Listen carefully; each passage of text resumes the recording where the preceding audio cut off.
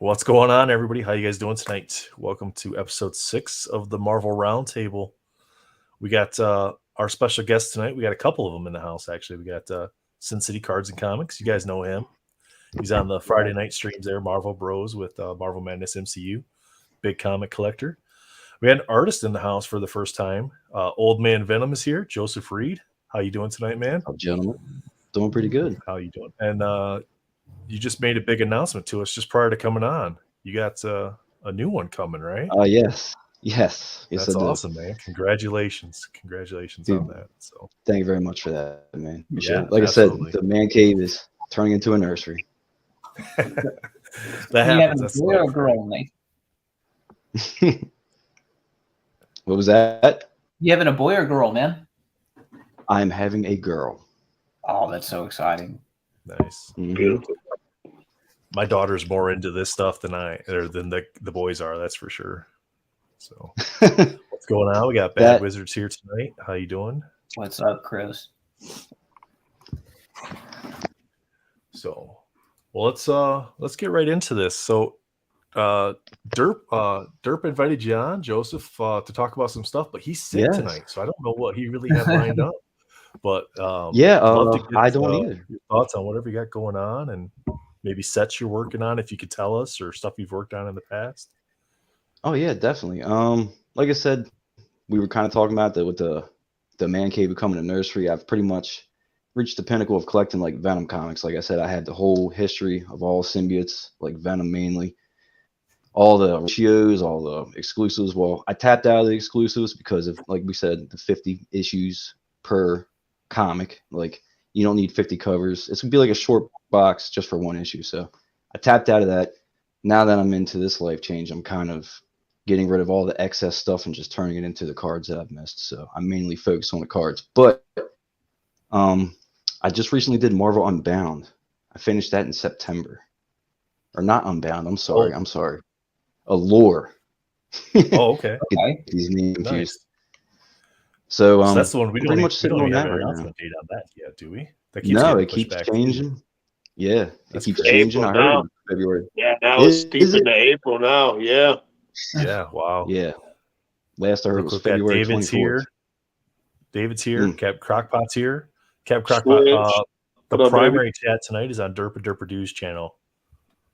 Well, what's interesting with our guest tonight too is everyone's pretty much a Venom collector. So I definitely want to hear some of your top picks for the best Venom card. Oh man. See, I could pull one out real quick. Hang on one second. Yeah, that's what I want to see. I want to see some of your collection. Swish, what's up, buddy? Silence here tonight. It's the only time I'll tell another man to whip it out. We're talking about cards. What up, Adam? I don't want to get Constantine, what up, baby? Let's see if I can get a good light on that. I don't want to get the year mixed up. You know what I mean? This is definitely one of my tops. Yeah, it's fun. I don't know. There's so many, man. There's so many. Man. You know, I can't really pick out like a single one, but there's so many that are really just nice cards. I did have, what was it? The Marvel Exquisite. I ended up selling that for like $600, which I regret, but it worked out. That was definitely one of my favorites. So the Exquisite, that's in the Gems product, right? It's like its own little set within the Gems product. Nice. Yeah, I think it was limited to 30, I believe. Maybe it was 60, but that was a good one. I do regret on that one, but I'm hoping to one day be able to sell enough comics maybe to get it back. You know? It's possible. It's definitely possible.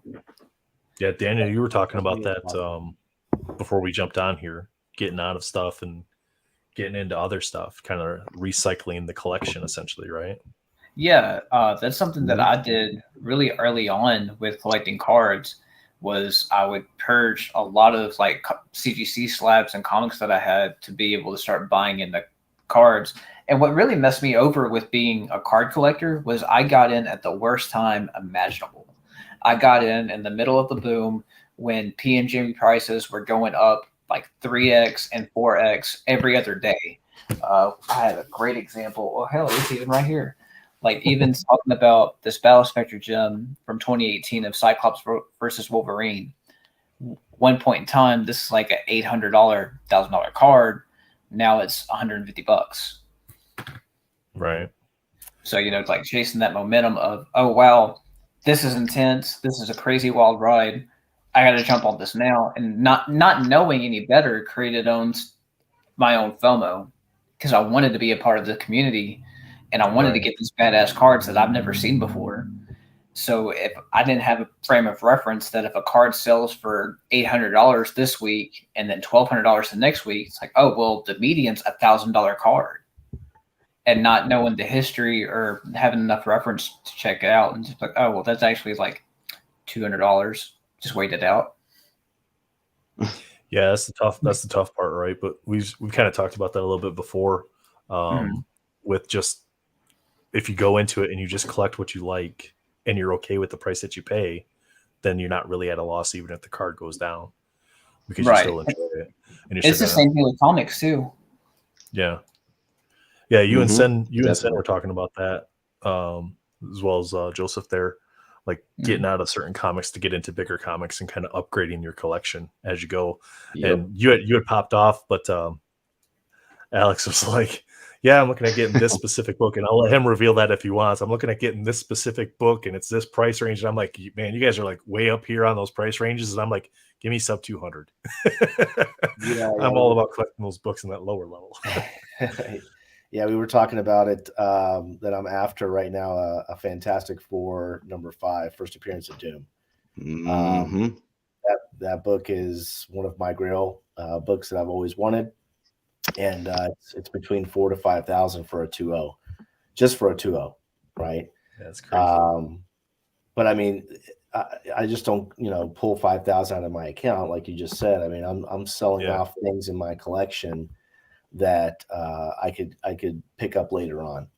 I always look at things now a lot differently than before, where if I'm able to get this card or this comic anytime I want to, right? I just have to pick the right time and look at trends and all that stuff to jump back into that card or comic down the road. If it's obtainable, then I could let go of it, right? Yeah. So that I could jump into something that's a little bit more difficult to find at a price point that I want to pay for, right? So that book right there, it's hard to find in that price point, but patience is the key in the comic world, and I'm sure obviously in the Marvel card world as well, and any kind of collectible market as well. So yeah, it's there's a couple red PMGs that I'm looking for my PC from the Spider-Man metal, and seeing where they've comped at and seeing what's currently available, it's like I'm fine waiting for that to come down or to find somebody that's willing to take an offer closer to current comps. But it's cards like that too that I'm okay paying a little bit more than the comps to get the card in my collection, but to pay 2-3x what the comps are, that to me just makes no sense whatsoever. But we got Brittany's here. Hi, Brittany. How are you? Hope you're doing well. Adam says he collects too many things. Collect colored vinyl records on top of comics and wants to dabble in cards. Yeah, man, you got quite a bit going on there. It gets tough trying to pick out what to collect and what to stay away from. So, Joseph, I want to ask you real quick. You said that you were working or you wrapped up a lure. Yes. Without divulging the characters that you did, how many sketch cards does Upper Deck have you guys do for those kinds of sets? They had me do 50, and I believe 37 got approved. And the ones that didn't get approved were some of the best. Like I'll just say it. Everything Wolverine I did got denied for some reason. I did Cyber, the villain from Wolverine. He got denied. Yeah. I did the Hulk 181 homage. That got denied. Dupe. Is that his name? Dupe from the X-Men? Yeah. He got denied. So it seemed like most of the X-Men related stuff. So what do they end up doing then with they those basically ones that they denied? They send the images to Marvel, and Marvel ultimately decides whether they want to approve it or not. And if they get denied, they get destroyed. From what I hear, They get literally So backdoor. just trash them. So I would we're hope backdoor. not. I mean, it would be cool. I would love to see that stuff that got denied still be out there, and like especially if collectors get it that really enjoy it. But just have it pop up. That would See, be good. I've always it kind would of just thought be that kind when it came of to dirty. cards, I'm sorry.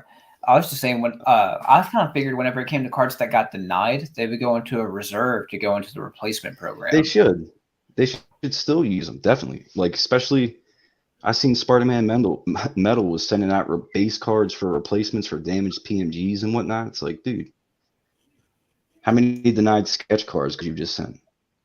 Pay the Yep. sketch card half the Yeah. price or whatever. But it ultimately comes down to Marvel. It really Right. does. It's their say. I want to It's pull up this weird. comment real quick from David. There's some really good comments going on, so we got to address those. But David said, Yeah. "Are there any certain rules to follow in sketches?" So I guess that would mean whenever There Upper Decks, is a lot. But the thing is that boggles my mind. So I did the 2017 Marvel Premiere set, and the contract, like rule number 1, it was like no headshots. They don't want just like a headshot. Like they'll get denied. Yeah, they just don't want And that. then there was a whole bunch of other like weird things. And in that time, Upper Deck was moving their office to another building. So I had no contact with my rep for like a month once I got my cards. And I'm reading the contract and I'm looking at other people and they're all doing headshots. Am I able to do this? Is this cool? What's going on?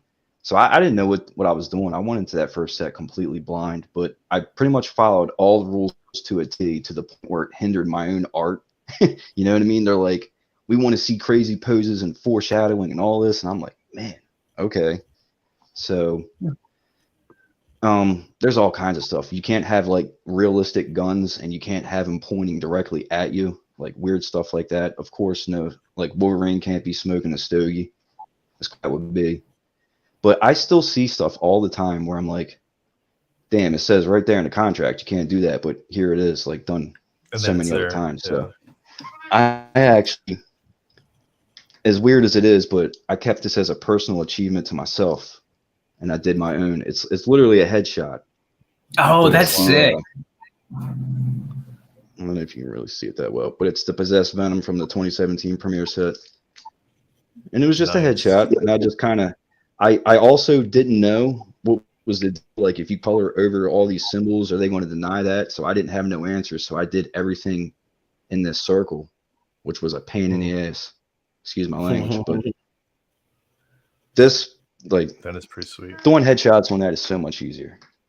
I Our really guys what are taking they bids really- in the chat, so Yeah. Armando What they says, really wouldn't want you to that, do. wouldn't they be 1-1 if they are denied but sent them out as replace? That would actually be I mean, kind of cool if they kept the denied ones as replacements in case any got damaged. Yeah. I mean, they're all 1-of-1s, and yeah, they definitely should Yeah. do that. This is done by Joe St. Pierre, who actually worked on Venom, like back in the 90s. But like the way his is done, like it's pretty much almost a full body. He's low key got like a city type background going on. Mhm. They really want you to go all out. Like the first thing they say is like no headshots, but as we all see, you can do headshots. Headshots are a lot more easier, especially when you got 50 to do in like 4 weeks. Adamant says Joe always kills it. Thanks, Awesome. brother. Love you, Adam. Bad Wizard says outfits can't be ripped, no realistic weapons pointed Yep. at viewer, no cleavage. Yep. Well, that's a bunch of crap on that last part. I mean, that's why we all got Yeah, into Marvel I've cards seen anyway. that. I've seen it on cards, and it looks, it looks good. So I don't understand why they do that. And they say because they don't want children opening packs and seeing us, and it's like, what child is on ePack Yeah. right now ripping packs for like $30 a pack? That's stupid. Yeah. It's like it's the adults collecting it. Give them what they want. Yeah, it's- so. We're Before all we adults miss this here. one, this is a little bit previous topic here. Captain Crockpot, considering prices pre-boom and post-boom, how are you considering what a good price is when buying cards like PMGs? Pretty much just look at the comps, man, and make a decision for yourself what you feel a good price for that card is. See where it's currently selling, see where it sold 3 months ago, and decide if you think it's going to keep going down more or if you think it's a good price where it's at. Right. Trust your gut. It's kind of like, man, what sounds good for dinner? I don't want Taco Bell, meaning I don't want to pay that much. That's too much. That doesn't sound good. It's like, hell yeah, I want that. I'll go for it at that price. Oh, wow. I just recently got these. And Valor, you were talking about the boom. I'm assuming that was back in 2020. I was picking up last year. Huh? Just last year. Last year, it seemed like around I don't know. I was picking up trading cards for a while there, and they were all reasonably priced, especially the PMGs. And then one day, it seemed like in 2020, everything just kind of, and that's when everything exploded. But I kind of sat back on the PMGs because I really didn't fully understand them at the point, because I was like always collecting just Venom base cards and a few like chase cards here and there, but I wasn't like fully invested. I was more into the comics at the time. I was like on a complete mission to get the whole everything locked down.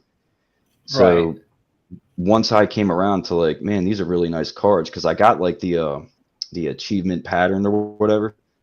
I'm like, damn, this is slick. So by the time I wanted to go back and get them, they were so expensive. It was just like crap. But I recently got the Venom through trading a couple doubles of other cards I had, and then I sold a Carnage Hollow Blast from what was it, the Flare Ultra set not too long ago, and turned that into the Carnage. So there you go. It's always that's one thing that I'm trying to do. Like, I am not tapping into like the bank account to get any of this stuff. Right. David asked, do the rules/guidelines pertain to all sets? Yep. Every last one of them. And they also have sets. Yeah, dude, they have so many characters that are on the ban list, and some of them rotate, but it's literally like 3 or 4 pages of just like 3 rows of like character names. So other than like we know Fantastic Four has been banned for a really long time. So obviously your Four staples, Doom, Surfer, Galactus, those characters have been banned. I believe Nightcrawler and Gambit have been banned as well. Are there any other bigger names that stand out that you want to do, but you haven't been able to because of that list? I reached out to my latest rep on Allure, and this was another thing about that. Anything Hulk related got denied. I did also did Weapon H. That one got denied. That one stung. That one was cool. I really wish that would have made it. With the Hulk stuff, picked up a badass Crane Weapon H comic. Oh yeah, the Homage. Is that the one you're talking about? The 181. I used to have that. I used to have that, and I sold it and turned it into a couple Venom comics. But what was it saying? Oh, I did a couple of the villains from Immortal Hulk, the comic series, and I was talking to my rep like, this is kind of pushing it, but would I be able to do these characters or what? And he was like, dude, this is pretty cool. No one's ever attempted it. So I did a couple of the characters from Immortal Hulk, and they all got denied. Oh no! It's not surprising because they're kind of like crazy looking, but thanks, Carter Comic. Appreciate that. Bad Wizard says Tim Shin has done whole sets of headshots. Yeah, I wonder if sometimes it's a lot of people have Upper Deck and the reps don't enforce it as much. Then Marvel really doesn't care, but Upper Deck has the rules. So Marvel gets the artwork, it's like weird. You said. They just say, yeah, this is fine. There's nothing that we don't agree with. Mm-hmm. And then the reps allow certain things to get through for certain artists. Well, I mean, maybe, I really don't. Like, I don't see a problem with it. Artist certain style, then it may give them some leeway, just because, like, well, that's how they draw. Like, say, using Ash as an example, the majority of his work is headshot related. It's portrait. Yeah. So maybe they're just like, well, that's how he draws. Armando asks if you take pictures of the sketches that you turned in and follows that up with. They'd be awesome. Or he'd love to see the ones that were denied. I'm not sure what kind of legalities would be on that for sharing after the set releases for ones that aren't. I've shared it with a lot of people, but as long as it doesn't get reposted or nothing like that, it's cool, And the people I share it with are people that I trust that hopefully won't do that. So get to know me a little bit, and I'll show you. Yeah, so it's got to be on. Pretty much, it's got to be like private message sort of thing to be able to share it. And I trust the person I can't that's share going to reshare that with everybody else. I still can't share the cards that I've done until literally people are able to buy packs. Right, and that makes sense from that aspect. I think that makes sense because it's kind of like the sell sheets and stuff like that for the card sets. They're not official artwork of what's going to be in there. They're just preliminary pictures of the cards. So until those get released, nobody really knows. Like with Spider-Man Metal, I think it was the low series Black Cat card was supposed to be completely different until we started opening the packs and going, this isn't what it was. Yeah. Yeah, they dropped the ball, dude. Oh my God, that J. Scott Campbell, that was a sexy card. Sexy. And that's probably one of the reasons why they pulled it. But that's crazy. And then, you know, that goes back to, I'm pretty sure it's mainly adults that are collecting, which cracks me up when I see people like, oh, like my son's into collecting these, or my kids, they collect these. Like that always cracks me up. But dude, J. Scott Campbell, Black Cat. Yeah, guys, primary chat link. I just dropped that in, and that goes through all the channels then. So that way you guys can click on the links if you all want to get into the same chat. That's fine. Then everybody can see the comments. And pulling up the card you just showed, like that, to me, that's just one of the crazy comparisons between both cards and comics. So you have that card that's like a $10 to $30 card, depending on who's selling it. And then you have the comic, which is like a $75 to $100 comic for the same artwork. Well, the thing that boggles my mind is, go ahead. I'm sorry. There's certain, like, I guess PMGs or certain cards are worth more than the first appearance of that character in a 9.8. That joint could be signed by Stan Lee, and that card's still more expensive. Like that. Yeah, that boggles I think it's my different hobbies, right? Different Yeah. hobbies. Definitely, because value it different ways. For the most part, there's way more comics, but certain comics like ratios, like this is a 1 in 50. This is last I heard it was in the 300 print range. So there's probably about 300 of these in existence, and you got like these cards that are like 5 out of existence. There's one I'm watching. I think it's I really don't know exactly what set it's from, but it's Mark Bagley. It's black white with like gold stripes, and it's got like a bunch of diamonds in the card. The dude wants like $14,000 for it. You want the Marvel Gem Venom out of 5? Yeah, dude. The black diamond one. I saw that on eBay. It's like that one gets my blood pumping. Yeah. But that, Adam you know how S, many 9.8? You know how many 9.8 Amazing Spider-Man 300s I can get for that price? For that one card? Yeah. It's all Adam about the asks, scarcity. are you able to get uncut sheets of your cards? Uncut sheets? So you no, they're all primarily- single cards. Yeah, you all do little- primarily sketch cards. You haven't done any set stuff yet, correct? Oh no! I would love to. Okay. Here, let me just do this.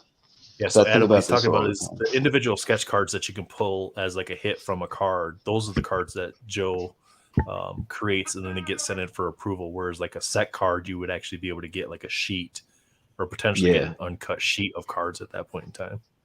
And it wouldn't be a 1 of 1, but like I would love to do like trading cards, at least like one character. Like I think that'd make a cool Carnage card. But again, probably get canceled because of this. Because of the skulls. Yeah, here we go. Just Armando do says, like a "Can you side recreate the panel ones card. that were denied on extra blanks?" Which is it. Well, if they're denied, no. If I do it on an AP, I have a few APs, and if I were to do that, I have to approve them through Upper Deck and Marvel again, and they'll just. That's something that they'll probably get mad about. You know what I mean? But like, like a normal, like I have like just stock blank cards, just artist cards. I could do that. No problem. So of the sets you've done so far, what's been your favorite one to work on? I've only done 3. I think Allure was probably the most fun because at this point, going from 2017 and not knowing what the hell I'm doing to now, and just learning different things with art and whatnot, I felt more free. I just felt less restricted. Everything's been kind of stressful up to that point because every set I've done has been like years in between, so it's not like I'd like to be a more, solid basis, but this is more or less just like a hobby.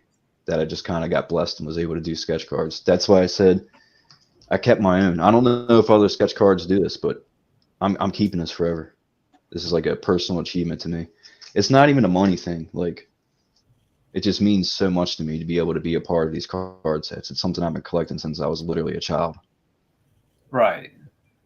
But I'm hoping after this set, you know, at least something starts to pick up. But like I said, I finished in September. We're now like, it's been so freaking long. I just want to be able to share these cards, hopefully see people like it. Maybe the artist reps will see that people like them, and then we just keep it going. Man, for me, I hope for every set they give, like they send you, you at least get one AP card that you keep just for you. That way you can have fun with it. Yeah.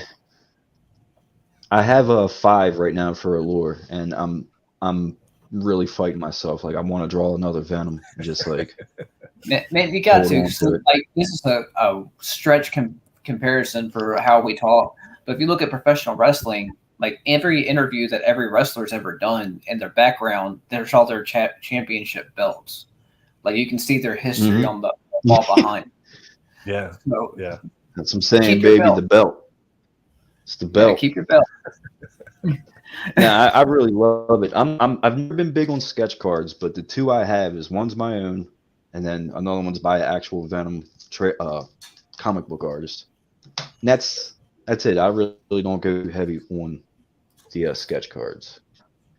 So if it weren't for that, I would only have one sketch card. It's going here, my camera. Yeah, you're kind of like I am. I only have 2. What's that? I said you're kind of like I am. I only have 2 sketch cards. How's that possible? I mean, that's a nice one too. That's I see a lot of them that are just badass, and you know, I would love to get into it, but that's just a rabbit hole I can't afford. Classic Spider-Man. That's fine. Oh yeah. Yeah, those are the only ones I have. Well, and if you look at collectors, like especially in like Marvel cards, it kind of almost splits into 2 different camps, where you'll have serious collectors who collect serious number cards versus you have sketch card collectors who only care about sketch cards. Let's say whenever I pulled the Fred Ian Omega Red, I had trades coming out like crazy, and it was humbling, but it was sketch for sketch. It wasn't number, like people who had number cards, they weren't trading number cards for a sketch, and vice versa. Mm-hmm. So that I see certain sketch cards, like certain artists, they command a hefty price. Yeah. So I don't know. I mean, I don't know. Like I said, I really do like the sketch cards, but I just don't. It's not something that I'm mainly after, because mainly they're usually too expensive. All the ones I see that I'm really like, holy shit, they're usually pretty expensive. And the only way I can get to it. Who are some of your other favorite sketch artists besides yourself?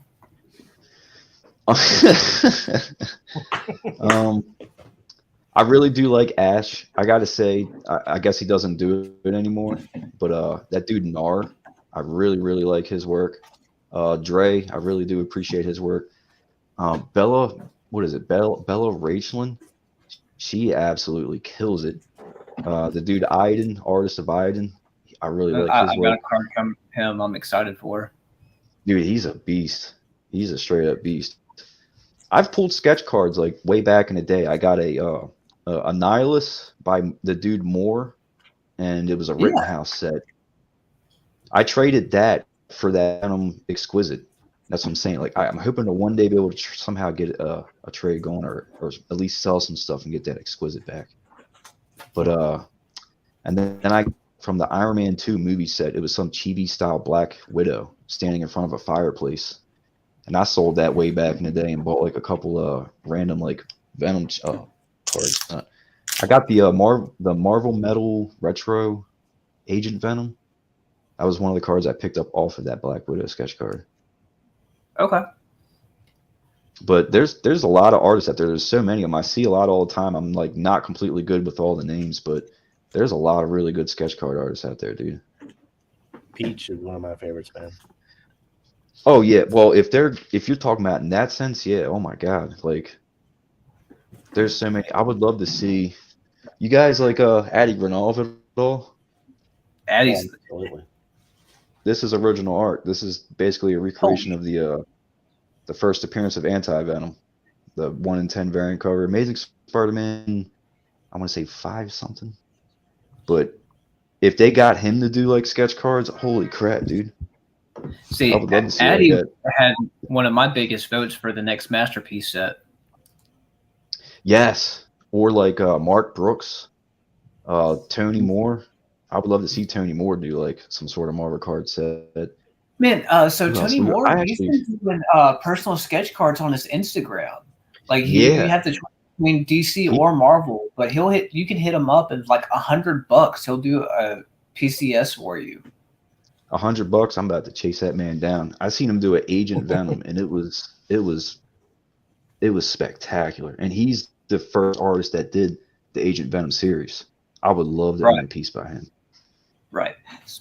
Pleasant shout out. If you guys haven't checked out Tony Moore yet, please take a moment and go on Instagram and look up Tony Moore because Definitely it's do. amazing artwork. Same thing with like Trad Moore. I would like to see him do some cards. Absolutely. The dude that did Silver Surfer Black. Oh yeah. But dude, speaking of the uncut things and like learning things about sketch cards, so from the annual set, I didn't know what to do with the background to a certain card, so I like scanned it and then just tested it out before I actually did it on the card. That's dope. That was one thing that helped out so much because the first set I was just taking chances right off bat, and I would do background colors. I'm like, I don't know about that one. Also, I was able to cut out one of the pictures and like cut out the character itself, put it like taped it lightly on the card and like splatter like paint on it, and then peel away that, and the character was clean. That's what I'm saying. I learned so much more. It's why I'm like kind of chomping at the bit. Like I want to do more stuff. Like that Carnage drawing I did with the skulls, I want to do stuff like that on a sketch card.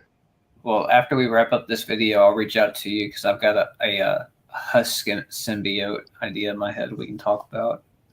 Bro, we can do it, man. Yeah, Yeah, definitely do it. Not going to be your pick this week, Baylor? Yeah, I saw that. So if you guys missed out, the hint this next week for Unbound is H. It's not going to be my girl, but I want to root for Husk. Husk. Everybody's dog. You never know. All I'm saying is, if Saturday pops up and it's like Husk, I'll probably just die. Like I'll have that brain aneurysm and just drop. That'll be the end of me. But dude, speaking of what you were talking about earlier. Oh, I'm sorry. No, go ahead. No, you're good, though. The only blue PMG I got right before everything took off is this Scorpion. But that's actually Venom. So does that count? That does count. Can you go in a little bit more detail for the people that aren't familiar with the story? So Mac Gargan, aka the Scorpion, becomes Venom, and during the Thunderbolts reign, he basically, during the Anti-Venom storyline, Norman Osborn makes like this cure to get rid of Anti-Venom and puts it in a stinger of this suit. So Mac Gargan's been Venom for a few years at this point. He puts this suit on just long enough to be able to inject Anti-Venom and like kill the symbiote.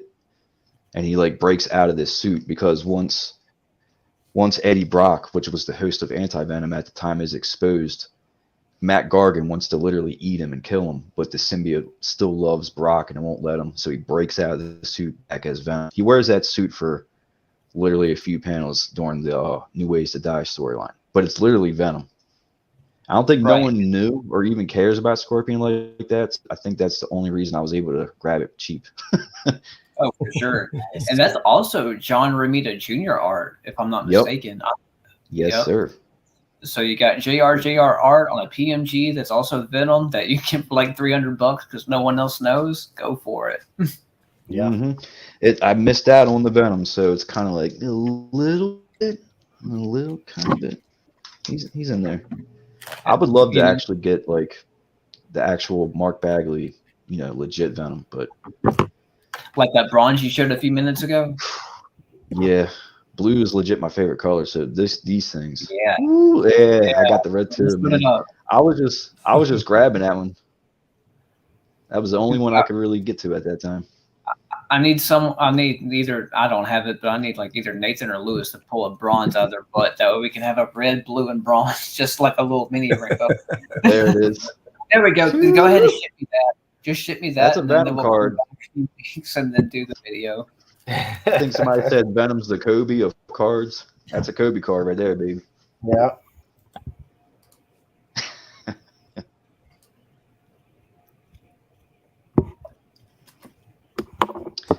Yeah, favorite Oh, Venom yeah. card right here. That one right there. That's Yeah, a banger. I do like that one. I do. And I like came that to one. find out today how short printed Premier cards are. We're talking like 5,000 boxes total when they print that product, compared to Yeah. like 18,000 boxes for the majority of sets out there. Obviously, the higher end stuff like retro is like 4,200 boxes and stuff like that. But Mhm. But it's still a set that's slept on because you can Oh, find absolutely. numbered cards from that set like all day long for under $200. Like, and we're talking in the teens for under $200. yep, yep, I got the blue red goblin. nice. Hell yeah. Nice. Yeah, if they would have packaged that product a little better, the quality would have probably been. It's so hard to gem those cards. See, like I'm But- kind of torn on grading. Why's that? I'd love to hear why that is. I mean, Yeah, I totally as a- get it, but I've already been suffering the CGC addiction with comics for a while now, and the grade and everything's nice to be able to have it locked in as that grade and whatnot, but like to spend all this money to buy a card and then spend even more money on it to get it graded and like it comes back a 7, most people will be mad. It's like all hell. So I really don't see a problem with it as long as you love the card, but like one touches are just as nice, man. True. Like I kind of something I'm about sorry, these go ahead. cases is nice. I love these cases. Yeah, I mean, I love my one touches as well. I mean, I got one touches of my cards. Ooh, I missed out on that one. Yeah, the auto. That one blew up too, Oh, man. and it's I remember that auto? one for a while. Yeah, I mean, I love one touches as well, but for resale value purposes and Mhm. things of that nature, getting a card graded to try and flip it for profit to get into something bigger down the road is what a lot of these collectors out there see and see more valuable that way. But I mean, obviously, if it's PC, you keep it in a one touch or go with whatever grading company you want. But prices have come down for PSA, which make it a lot easier for people now to spend that money. So I mean, you can spend now $18 to get it graded, as opposed to $50, $100 during the pandemic. Hey, That's a good Lewis, while we're having this conversation, can I get you to hop on real quick? Because you've been opening up the metal series, like the metal blasters, and you've been doing really good going through the process of getting them graded. Would you mind taking a second, just sharing how that's gone for you? Which cards? Like any of them, like any from those sets that you've gone through and opened up, like any of the metal blasters that you've tried to grade, like how was that process? Oh, are you talking about 95 metal? Yeah. Silver flashers are the hardest to grade in the set by far. I would say, yeah, they're very hard, dude. I've sent in at times 30, 40, 50 silver flashers and maybe gotten 1, 2 10s. These are all packed fresh, so those are very difficult. The base are fair as far as getting 10s. Like you're gonna get your good amount of 9s and 8s, but if they're packed fresh, you should get a solid amount of 10s. The metal blasters, those grade pretty solid. The golds are a little difficult. But yeah, 95 metal, man. It's the gem rate's not that bad. It's not like a walk in the park, but definitely the silver flashers are the hardest stuff. That's why they're the lowest pop. They're the most valuable cards in the set in 10s. But So, yeah. say if you were a brand new person coming into that hobby, right? And you're like, hey, here's a sealed box. Let's open it up. And then you pull it. Nothing's brick. Everything's good to go. Investment wise, like say you open up this box and it's like $200 for the box, as an example. And then you start having individual cards of your blasters and what you pull. Is it justifiable to get those cards graded to resale as opposed to keeping them? Oh, 100%, bro. 100%. Like right now, you can get a 95 metal box. You're probably like a clean one, like real minty clean. You're probably paying around 1,600, maybe a little more, maybe a little less, depending where you're getting it from. And to me, honestly, that's a no-brainer box you open. Now, if you're really going to go through and follow through and put that extra bread in to get the stuff graded, then yeah, I've been doing that for years, bro. Just opening boxes and product and grading it and, keeping what I want and selling the rest and making a profit and keep doing it. So yeah, you could definitely come out. A lot of the 90s stuff, preferably the sets that really don't brick, because I've never opened up a box of 95 metal or a pack and it's been bricked. So that set's good on that. Like the flare sets, even 94 masterpieces, I never really had a lot of issues with bricking. 92, 93, those were definitely horrible as far as bricking. The brick rate is real high on those sets. But like 95 metal, it's if you're willing to put the investment in, Right. and just hope you get a pretty clean run of cards, because at the end of the day, nothing's guaranteed. But even in nines, a lot of those cards in nines, they fetch a fair number. So. Right. And I think with any kind of grading, whether it be cards or comics, you got to remind yourself that it takes money to make money. And a lot of times it's roll the dice. It's human error. It's human eyes that are looking at it. Everybody that's in this chat, everybody's in the primary chat, we're all going to look at things different and probably come up with the same thing. That's where, like with grading comics, normally there's 3 graders that look at the same thing, and they use the median of what those 3 people say. So if it's a 9-8, it takes 3 people to say it's a 9-8, as opposed to it's one person looks at a card and 9-4, and so forth and so on. So if you're going through that process, just kind of be mindful of it's going to be a roll of the dice, because since it's human issues, you're going to have human error as well. Just as comics, as an example, I have 9-8s that should not be 9-8s. I have 9-0s that should not be 9-0s. The same thing applies to cards, and it's just across the board. It sucks, but that's just the honest truth, that there is inconsistency when it comes to grading. But if you're going to roll that dice and you get your return, you're not going to complain about it. I've never seen anyone in a 9-8 that's not a 9-8 or even a 10 and disagree with the fact that it's a 10, but they're not going to sell it to you at a 9 price. Oh, man. I don't know, bro. I got a 9.8 that has no business being a 9.8. When they sealed it, it like ripped the staple out of the top of the comic, but it says nice and pretty 9.8. But speaking of grading and what you guys are saying with like making a profit, I've been looking at this card forever, and I think there's one on COMC for they're asking like $230 some odd dollars. I got this for like 35 best offer off of eBay. So somebody painstakingly went through and got this, however much they paid to get it graded. They didn't make that much of a profit off of it. So yeah, the more modern stuff's a little bit different, bro. The modern stuff, there's a lot of, like it's a lot easier to open up a 90s box, grade, all the top characters and make a profit than it is, with the modern stuff, unless you get lucky and hit, a green PMG or a big PMG or a big, low numbered parallel of a character. So it's different because it's more. It's not like the product we open now, it's Marvel and there's 90s art on it and everything.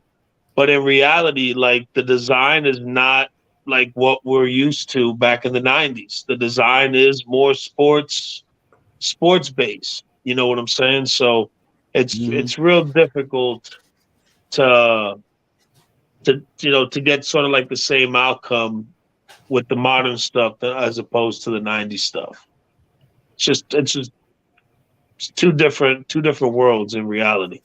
Yeah, and that's across all markets, right? I mean, the vintage is going to outpace the modern any day of the week. Oh yeah. And that's for with sure. comic, that's with sports cards, that's with Marvel cards. It just, I mean, now like you just said, are certain sets that are more modern in Marvel. 2013 retro, 2015 retro, but then again, you have different factors. You have lower box counts, right? That stuff was less printed, so that adds more rarity to that product, making that product more expensive and more desirable, right?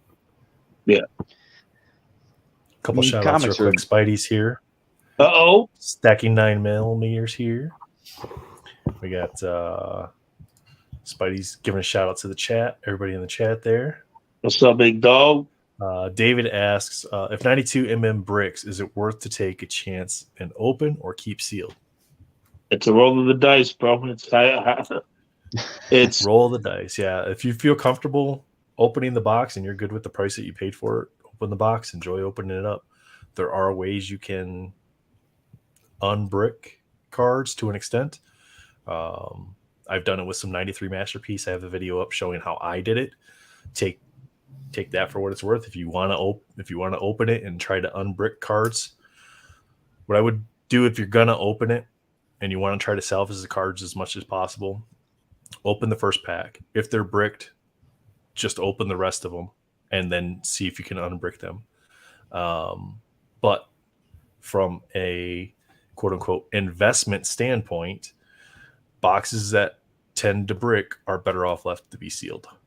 Yep. Because the value will still be there because of the potential hits that you can get out of the box. That's crazy. But you're not going to really know if the box is bricked unless you open it. Correct. You can sometimes you get lucky. You can get lucky Yeah. and get a box that's not bricked. Like I've opened 92 and 93 Masterpieces and they've been unbricked. So it's possible, but most of the time you're probably going to have some kind of bricking issue, especially with those two sets. And Brittany makes a good point there. If you can sell the packs off, but making sure you put a disclaimer that they might be bricked, right? Letting people know. Absolutely. Yeah, if you open up a pack and they're bricked, put a disclaimer in there if you're going to sell the other packs, just so somebody else will know that most likely that's the case. Steven, I did a video on that, and I'm sure there's probably some other ones out there too. It does work better than freezing. Please don't put your cards in the microwave. Yeah, that'll definitely work. That will do the trick. Yeah. Well, Yeah, go ahead. Go ahead. Put Shit, the metal. right, Go ahead. that's Put the what you metal cards in the mic. while we're talking 'Cause about essentially- 92 Marvel Masterpieces, like say if it's somebody that's got a comic book background that's coming over to our channel and hanging out and watching with us, what we're talking about is 1992 Marvel Masterpieces, a sealed box versus a not sealed box. So I'm asking you guys, if say you go into a comic book shop, someone says, "Hey, I've got Marvel cards. I don't really care about it. Here, $50, it's yours." And you say, "Okay, I've got $50 to spend. I buy a sealed box of 92 Masterpieces." What is the point of this conversation of us having a sealed versus not sealed? Like, I get it, but for someone else who doesn't, like, why would you have that debate? Like, if you were to open it up, what is it you would be looking for? Like, what would be the intent behind opening it for resale?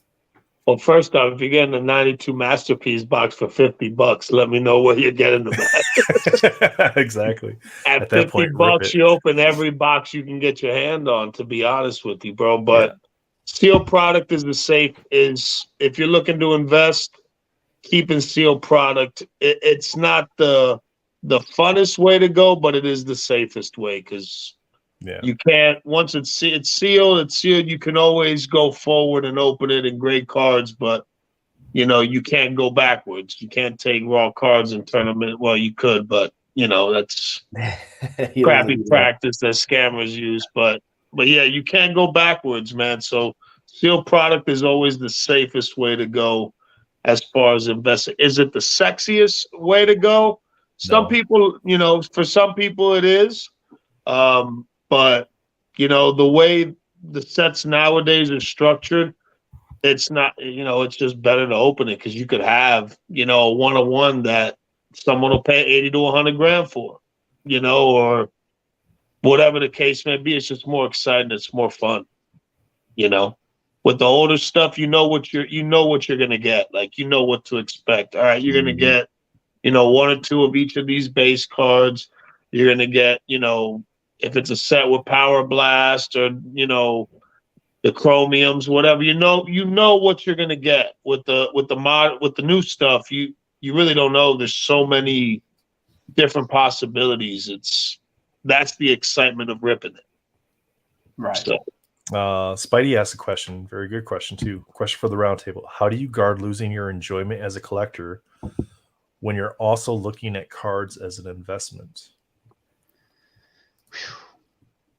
I would say the same. Yeah, I would say the same thing that I always say is if you, AKA collect/invest in the cards that you enjoy, you're not concerned about the ups and downs of the daily or monthly market of a card.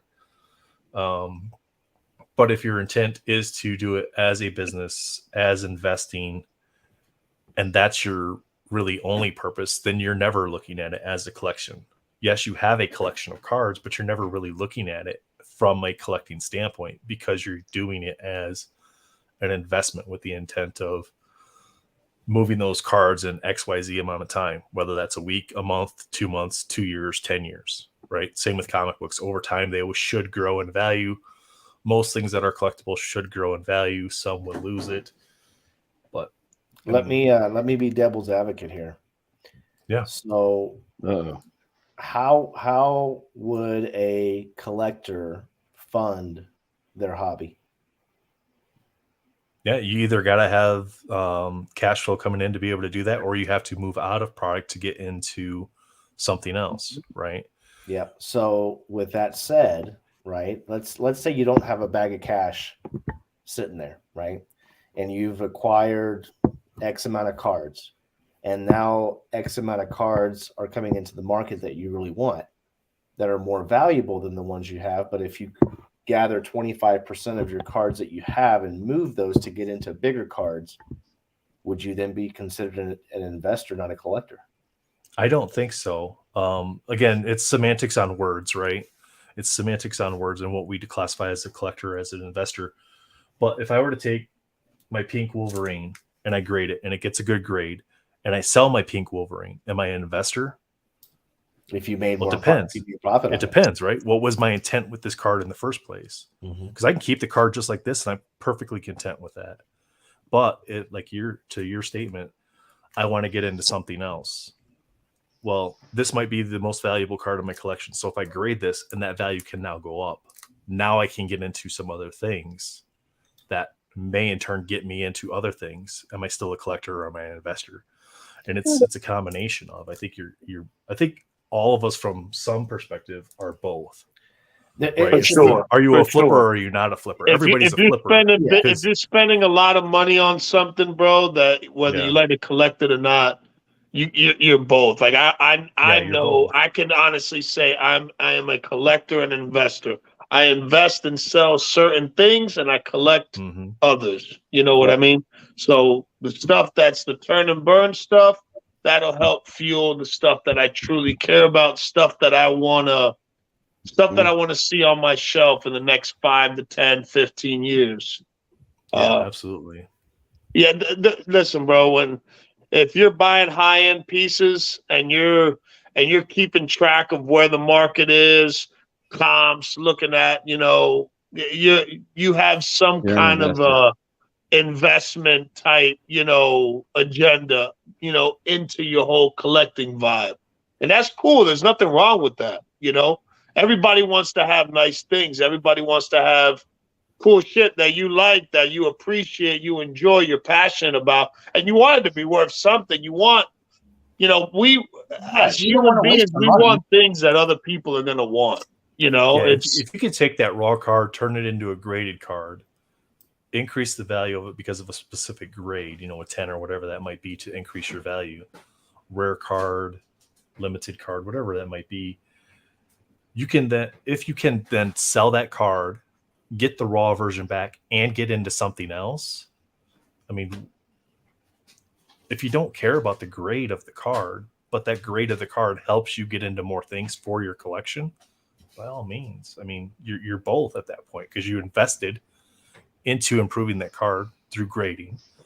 Then you then sold it, so now you're a flipper, and then now you bought more stuff, so now you're a collector again. Well, hang on. It's a big circle. Before we move from that, Nathan, real quick, with the same way you explained that, trading, how can you apply trading towards investing? Because it works the same way. We do it every Monday with Unbound. There's no way in hell we're not all trying to pull a sketch to try to unload it and get a sketch or a PMG or whatever. I'll be the first one. I did it week 2. Yeah. Or we're chasing so the you're hoping to achievements. hit that you're hoping to hit that autograph. You're hoping to hit that sketch card. That's why everybody buys the packs, is for the chance of hitting those cards. Yeah, there's people out there like myself. I want to hit an autograph. I'm the only guy in our Unbound group that has not hit an autograph yet.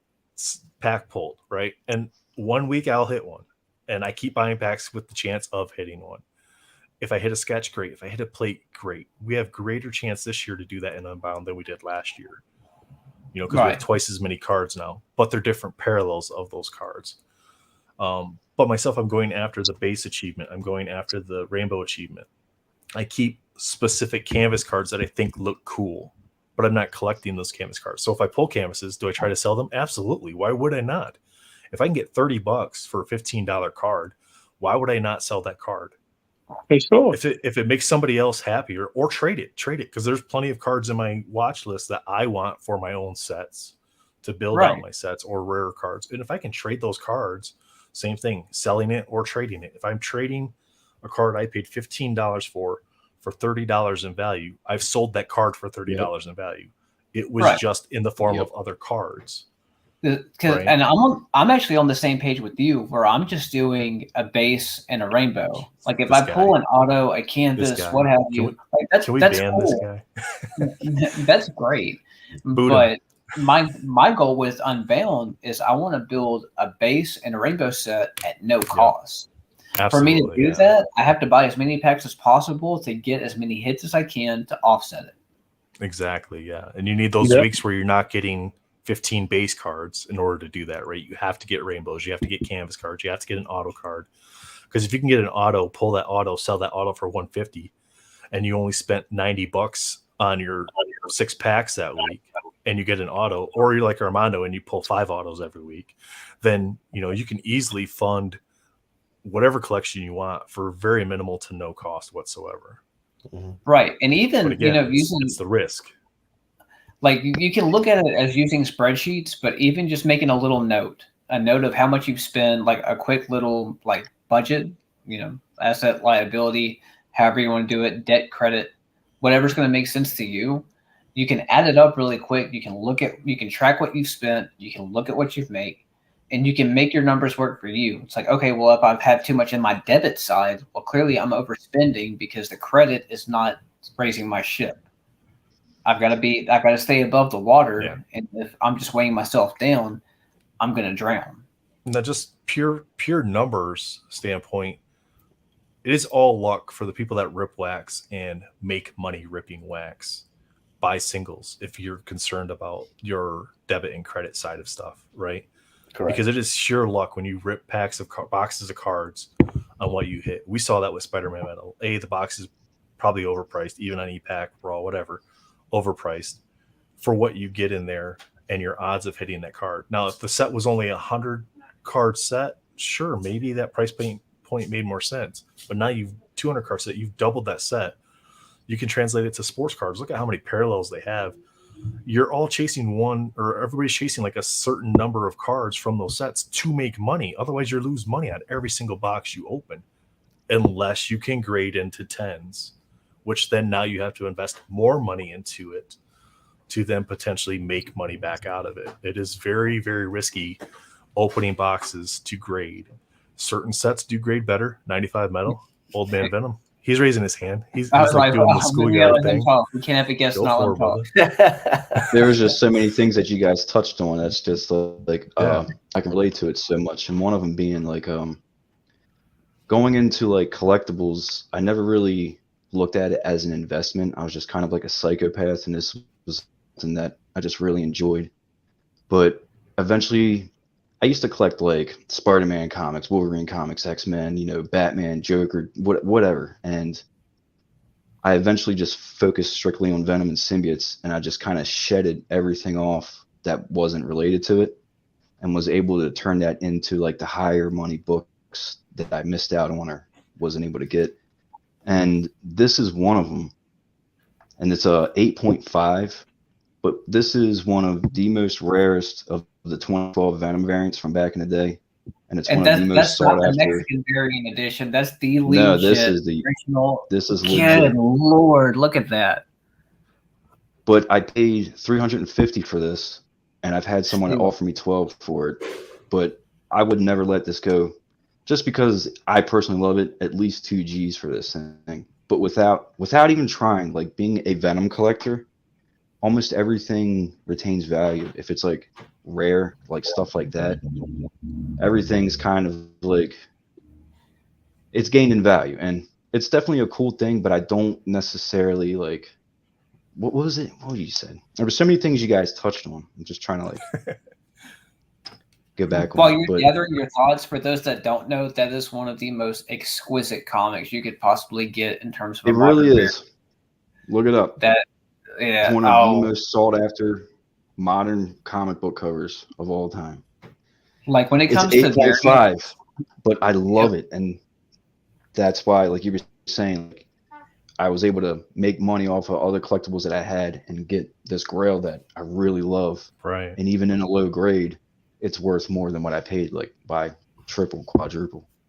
So yeah, it really depends on how you collect. But if you really collect heavy, it's like it almost becomes an investment without even trying. I never set out to be like, I want everything Venom as an investment, but it turned into one. And people that are like that are close to me that really don't know too much about comics, even they know like, oh, that's probably worth a lot of money, huh? I'm like, a little bit. We're gonna have But to it really block is. Spidey for a little bit, put him on timeout. He's turning in the chat into inappropriate. let me ask you this. Well, this is a question for OnlyFans both for you. Justin, dude, sign me up. He's talking about showering outside and terrible. Exercise. Yeah.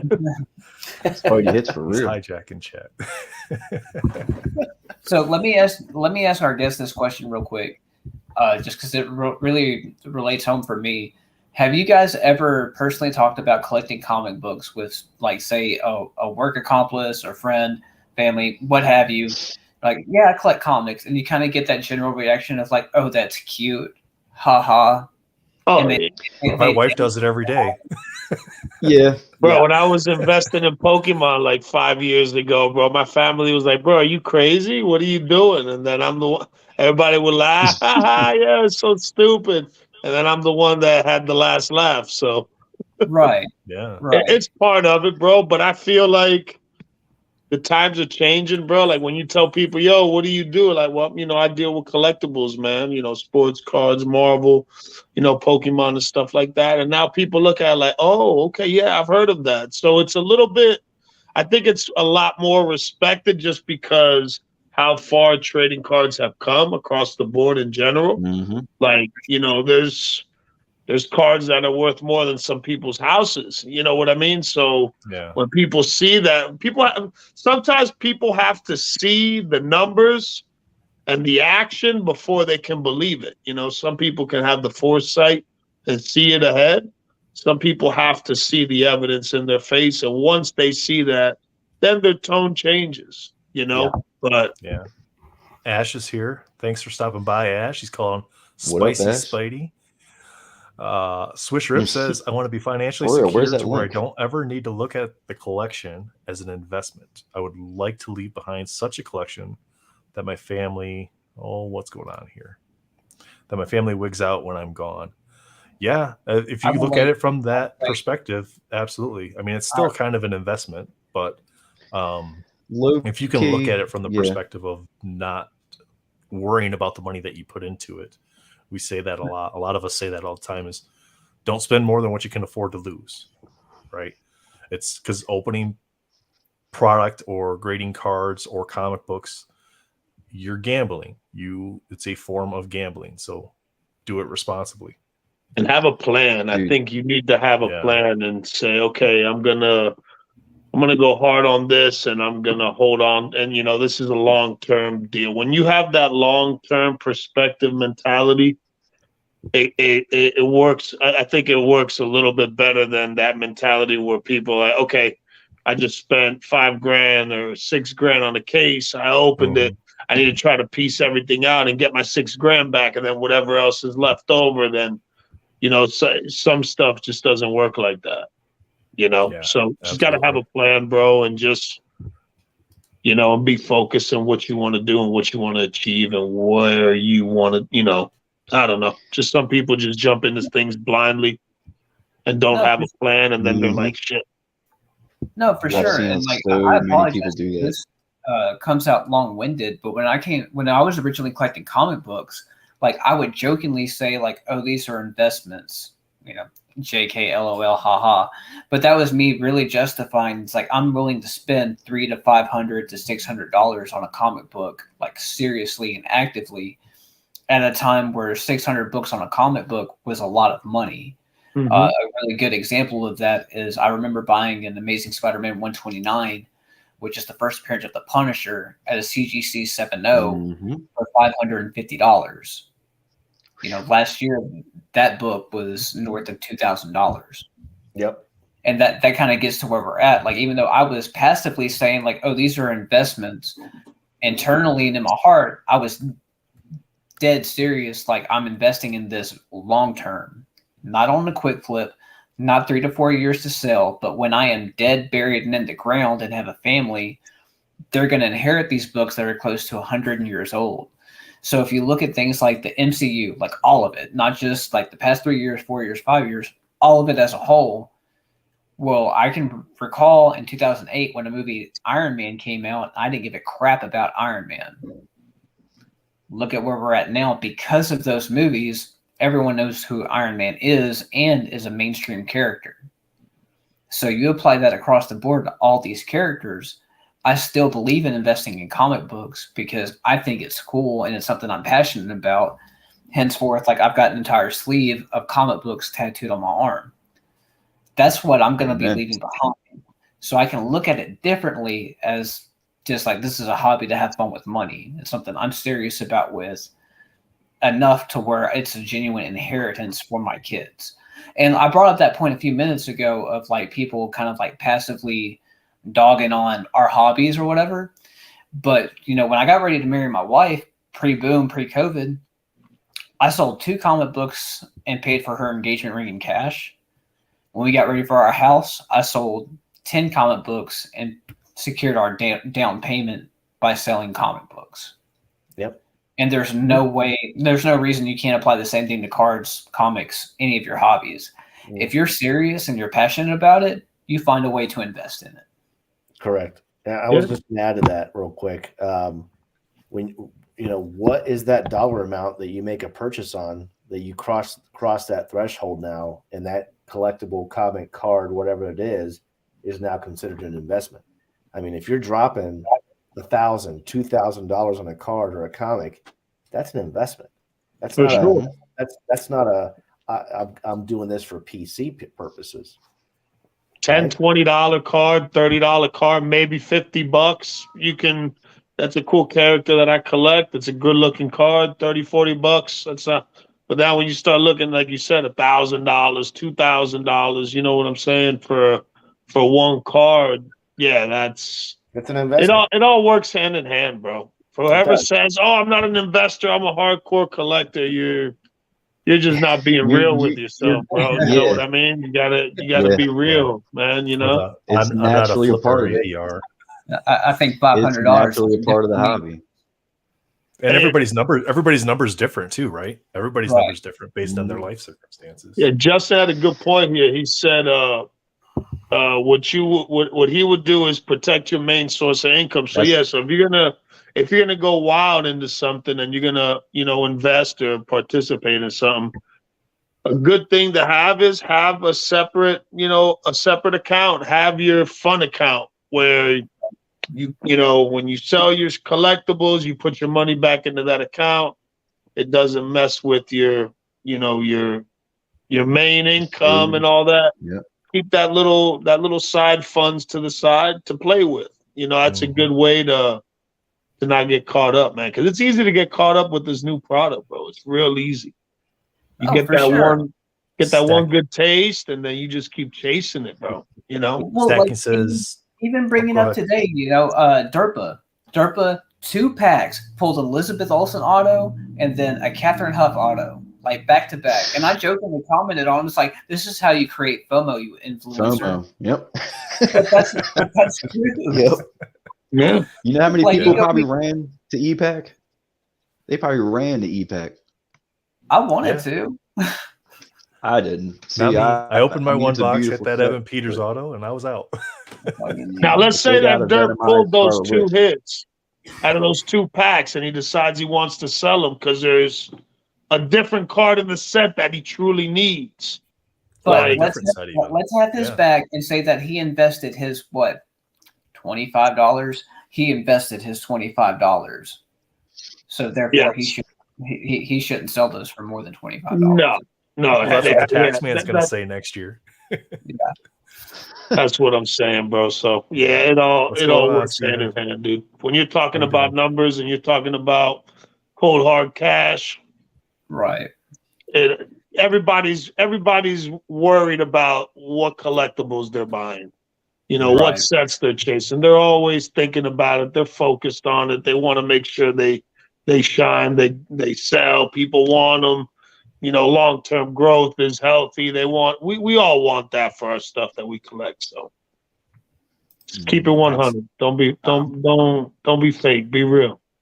I'm throwing this I comment like up here. Bad Wizard's Skidell comment. says, Marvel is a better investment than sports. That's my take. Amen. I'd love more Skindale. I'll send you the link right now. Come hop on.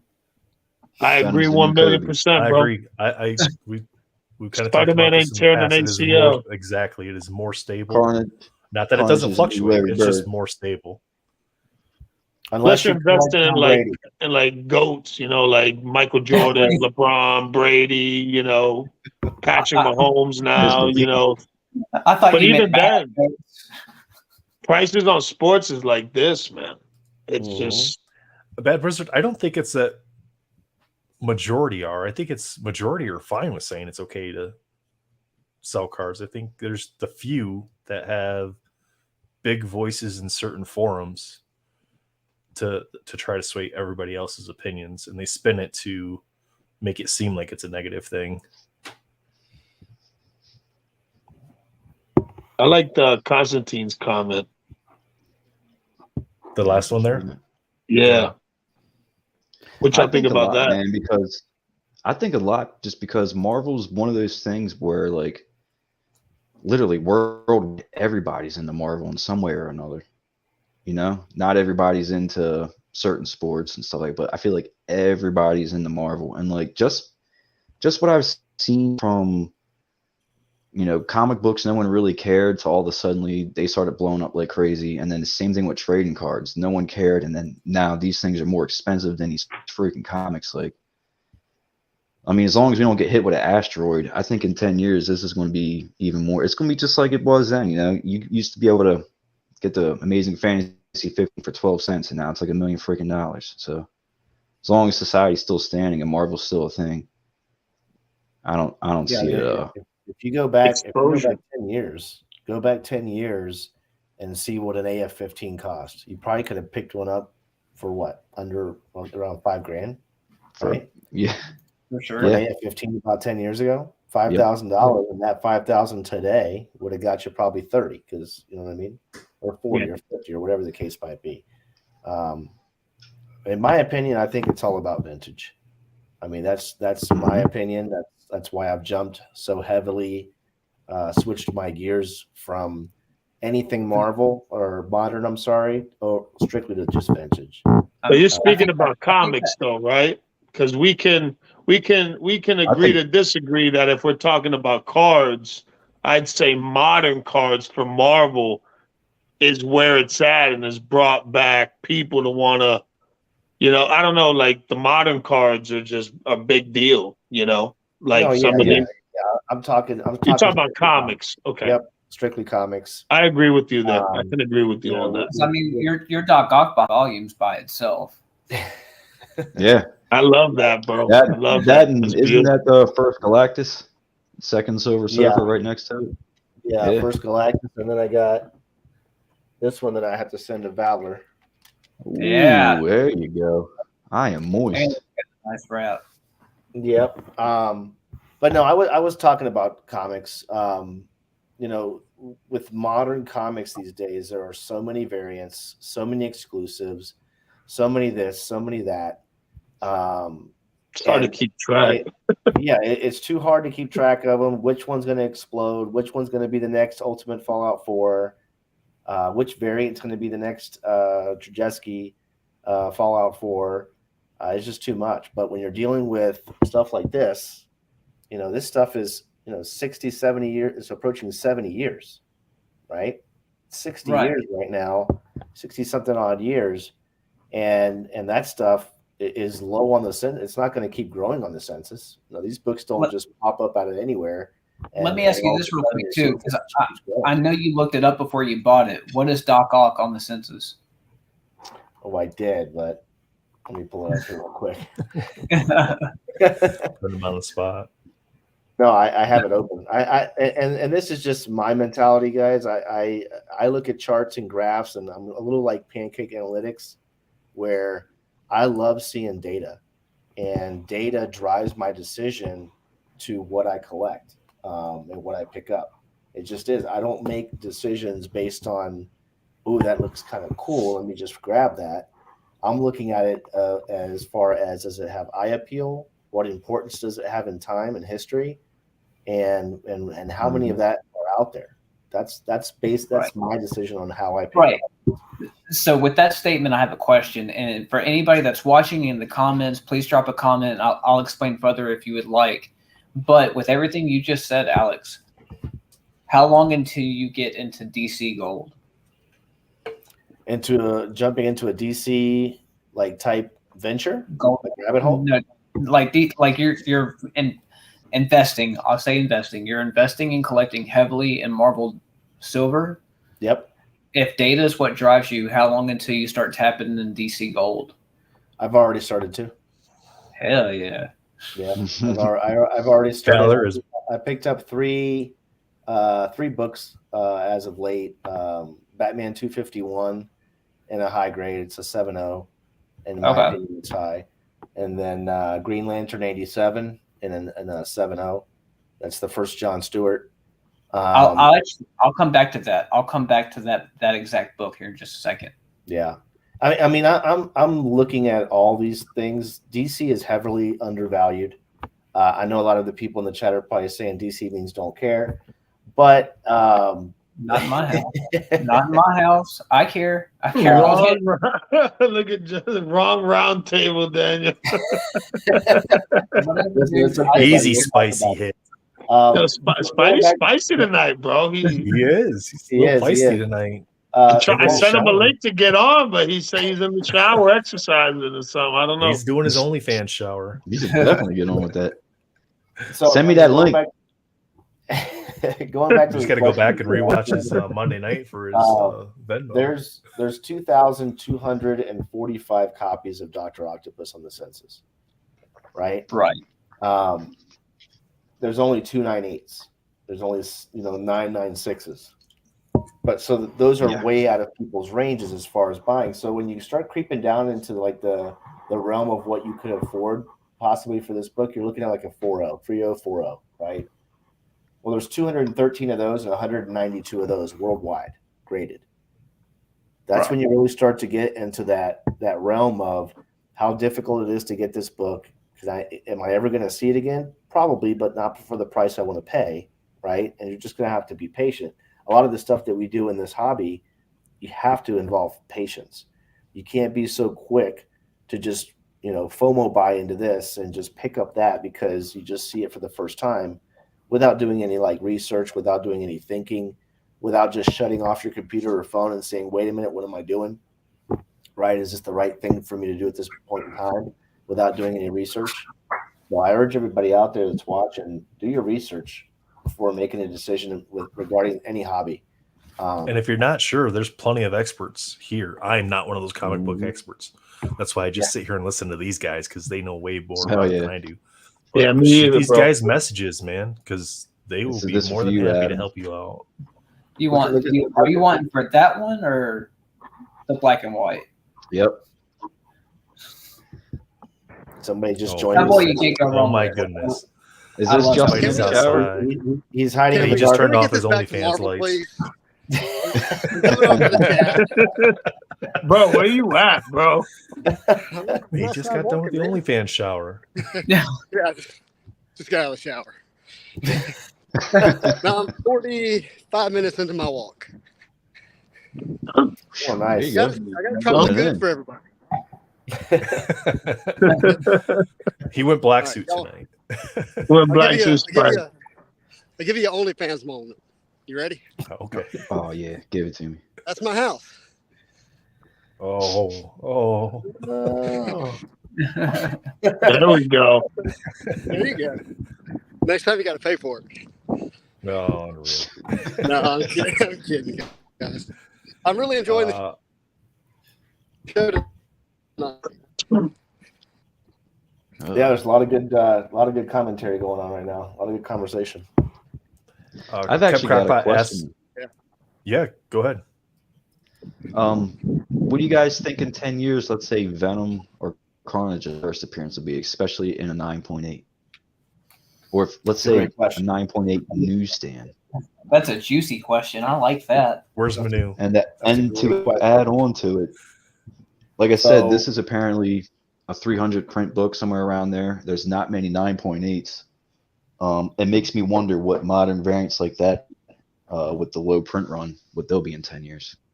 Well, So I do but think one of we the do that a issues lot. with modern variants is they get reprinted so damn much. Like even your Well, Mary that's a Jane- ratio. Yeah. Yeah, the exclusives aren't going to be worth toilet paper. You may as well start using it as toilet paper now for the most part. But the ratios, well, actually, modern day exclusives, what they don't tell you, and this is something that kind of annoys me about the comic book world. For every shop, if they get 5,000 exclusives made, and that issue has a 1 in 50, they get a 1 in 50 for however many times it goes into those 5,000 books. So it kind of floods the market. This was before exclusives, so there's none attached, and there's a super low print run. So Right. like the Yeah, super to answer rare your ones.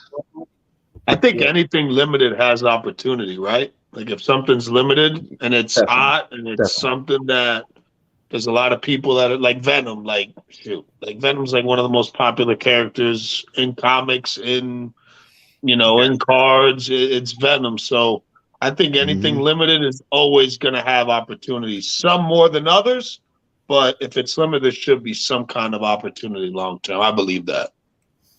Yeah, so This kind I of definitely goes. think question with that Carnage. You know what? It's honestly hard to gauge because Marvel is such a special marketplace when it comes to cards and both comics. Because I'm comparing, like I heard that statement, I acknowledge it, and I definitely hear you. But if you compare Venom to the Joker, which is just my mind comparing Marvel to DC, you can do it or you can not. But Oh, the that's Joker's just top where tier. it's at, especially when it comes to ratio variants and so forth and so on. Because DC Comics will do the same thing as Marvel. They're doing the same algorithm. Like they're pushing out their ratios, their store exclusives, so forth and so on. Venom outsells the Joker, period. But if you look in, pop culture, I think Joker has a bigger influence than Venom.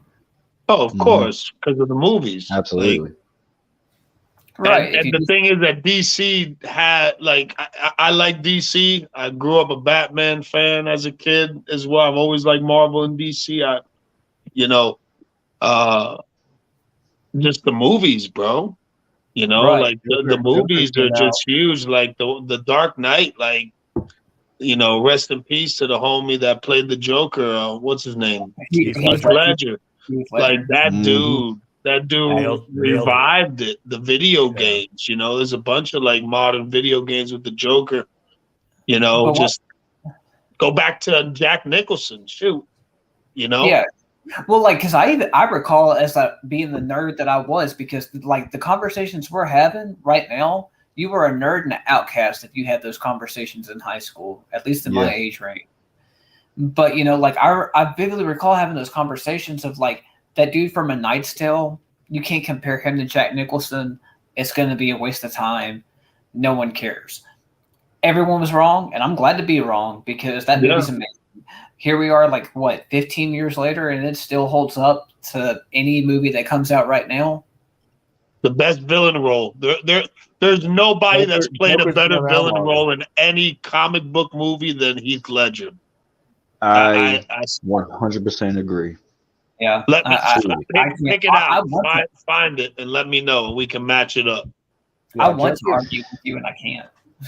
Yeah, but look, here's my thing. Been around for forever, guys. Joker's been around way longer than Venom. To answer Old Man Venom, your question with Carnage and Venom, the Carnage newsstand, there's only 13 graded. That's it. 13 newsstand copies of Carnage #1, ASM 361. In a 9.8, there's only 13? No, there's 13 total copies graded. Of the newsstand. No, that's crazy because I have one. I think another thing about the Venom and Joker, I feel like Joker is more relatable to a larger group of people, just because anybody can be a crazy, sick person and put a damn costume on, with guns and shooting things up, and it's just more relatable, man. You know what I mean? And like you said, it's been around longer, so yeah. I'll tell you this, guys. Like, as a long time Venom fan, the movies did this absolutely no justice. The movies are so garbage, in my opinion. And most of the people I talk to that are also rabid Venom fans, they all feel the same way. Now that, with the whole universe thing, that the symbiote got left in the Tom Holland universe, I'm kind of thinking that there's either going to be another Venom, like another Eddie Brock, or what I'm really thinking is that they're probably going to do Agent Venom. And I feel like the Tom Hardy Venom isn't the final Venom we're going to get. There's going to be another Venom on screen, and that makes me wonder if they do it right. If there'll be like a resurgence. They should have made him a real villain and not an anti-hero. They should have did it the norm. He should have been fighting Spider-Man. There's no reason. That movie, in my personal opinion, came out of nowhere. I didn't even ask for it. Like, what is this? What are they doing? But that's what they have a chance to do because they left the symbiote suit. We're going to be able to get Tom Holland as Black Costume Spider-Man for Secret Wars, and then you get to parlay off of that into a Venom story where he does start off as the villain. And I don't think we'll see that anytime soon because that's way too much money to be made in the future. They'll finish the Tom Hardy stuff. It'll be in a different verse. And then later on, we'll get the Venom, hopefully, that we all want to see. Maybe we'll see I'm wondering if they're going to do Agent Venom. They could, because he definitely hints towards it. And if you watch Thor, what was it, Love and Thunder, that black creature that had the all black, they don't say anything about that, but that could be Null. It could be his avatar. It could be. Well, the Gore's Necro Sword. Yeah, the Necro Sword is connected to him, right? Yep. It was created by Null. Oh, could you imagine if they bring in Null? That would be sick, dude. Just straight vicious, trying to take over everything. Really and they should do like a Galactus. Sorry. I was going to say real quick before we move on to something else. So one thing to remember is that the way they ended No Way Home with Spider-Man, we're really at the beginning of Peter Parker's tale. No one knows who he is. Yeah. Yep. He just lost his Uncle Ben, which is Aunt May. He just heard the words, with great power comes a great responsibility.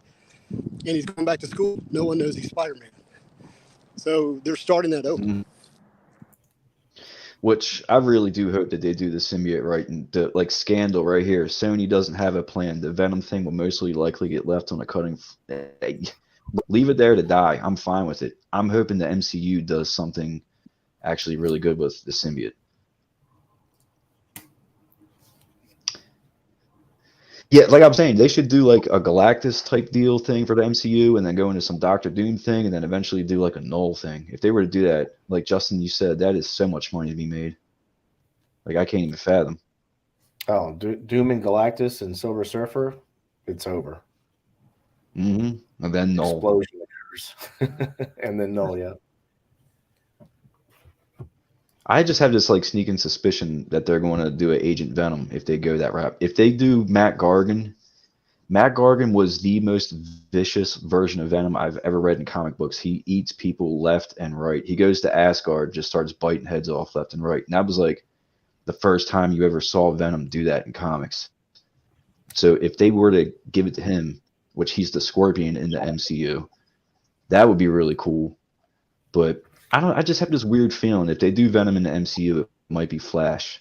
The dude that plays Flash Thompson, he holds up a book about being Spider-Man's best friend or whatever the hell it was. It's called Flashpoint.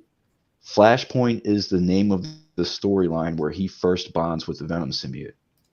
So that was like a huge Easter egg. I just have this weird feeling that they might do that. Wait until Spider-Man signs a PMG for some dude in a movie. Bad Wizard, that's bro. That'd be crazy. That would be pretty crazy. That would be awesome. Hey Barry, Guys, how we are you got doing? 24 watching. Thank you guys for joining us tonight. Appreciate that. Yes, We do have a giveaway we have to do courtesy of Armando. What giveaway are we doing? He wants to give away a Gore base here on the stream tonight. Oh, I won. You I won. Yeah, I won the gold base. You won this one already? Yeah, I already won. So You already won. Well, given your winning streak on the giveaways, especially when you win your own comic books, I mean, that no. I doubled down and gave 2 away. Whatever. This is true. Look, we're just. Hey guys, I don't know if you guys seen the video that Todd McFarlane put out today, but he completed everything at CGC, all the card signings and all the comics he's done. So if you guys send stuff in, get ready, baby. They're coming home soon. It took him 7 months. Oh, that dude made like crazy. 10 trips to CGC. much. Yeah, it was probably way more than they anticipated. Hashtag Gore in the comments, guys. It ended up being over 30,000 submissions. So, and keep in mind how many items can be in one submission. Like I know me personally for Valor, I think I had 60 items just for one customer submission. Wow. It kept me busy for 3 months, just the Todd McFarlane signing. How many 300s do you think he signed? I love it. My wife loves this story. My wife has minimal knowledge on comics, just what she remembers from me and from movies. But she can vividly tell you what an Amazing Spider-Man 300 is, just because she says she has seen that comic book more times than she can count. There are 33,000 graded copies. Gee. 33,000. Of that 33,000, 6,000 are signed. I believe ASM 300 and Spawn 1 are some of the top 2 most graded comic books on the census. I think it's ASM 300, Spider-Man 1. Yeah, Spider-Man 1 and Spawn 1 are the top 3 most graded comic books on the census. Yeah, they came out with that statistic. I have a Spawn 1 newsstand that I really would like to get graded one day. Is he back? I thought he said he was leaving. If you need it pressed, send it to me. I'll hook you up. Dude, I definitely clean. It is super clean. It's something I really want to kind of do. But that one, like, if I were to do that, I probably low-key would probably try to sell it because, like, I love Spawn, but it's just not something that really fits into the collection. I'll show you something special. Give me a second. But dude, that Gore card, I love the art of that. I did a Gore for a lore. I'm actually hoping somebody pulls that. Yeah, Freddie did a Gore, good guys. job, man. Get entered for that. We're at 12 entries, 26 watching. We'll get this a little bit more. Let's get it up to 15, and then we'll go ahead and draw this. We see Justin in the background just swinging in his chair. Venture says hashtag Spidey OnlyFans. I can't wait to get my stuff back from the McFarlane signing, bro. I can't wait, man. Yeah, it's gonna be a fun reveal. Oh, that's gonna be real fun, bro. I'm real curious to see what everybody sent in as far as trading card wise, because there's not like a whole lot to choose from. So I'm real curious what people sent in. So, did y'all notice that the card he was holding in that photo they did for CGC was a sketch card? I He signed a sketch card that he didn't draw. What? That's wild. Does that make any sense? Was it a Venom? That's one of the rules. Oh no, No, it was a Spider-Man. It was a Spider-Man. Yeah. What? Pull it up. Yeah, he said he wouldn't sign anything that either he did the artwork for or was a character that he created or 83 co-created. signatures. He turned into Stan Lee and just started signing everything. 83,000 signatures. Sorry, not 83. Armando says raffle a swing day with Spidey. Marvelous Swing Day was Spider. Armando, Bro, you're welcome. Yo, Armando's on fire tonight, bro. Armando's Yes. hot tonight, bro. All right, guys, we got 17. We'll give this about 10 more seconds, and I'm going to go ahead and draw it. So hashtag Gore if you want to get in. I jumped out and entered. Nice. You know what sucks? I wish that they did foil for back when they released Venom for Unbound. Because that foil Yes. carnage is nice. I know there's so many cards in that first set that you wish had the different versions.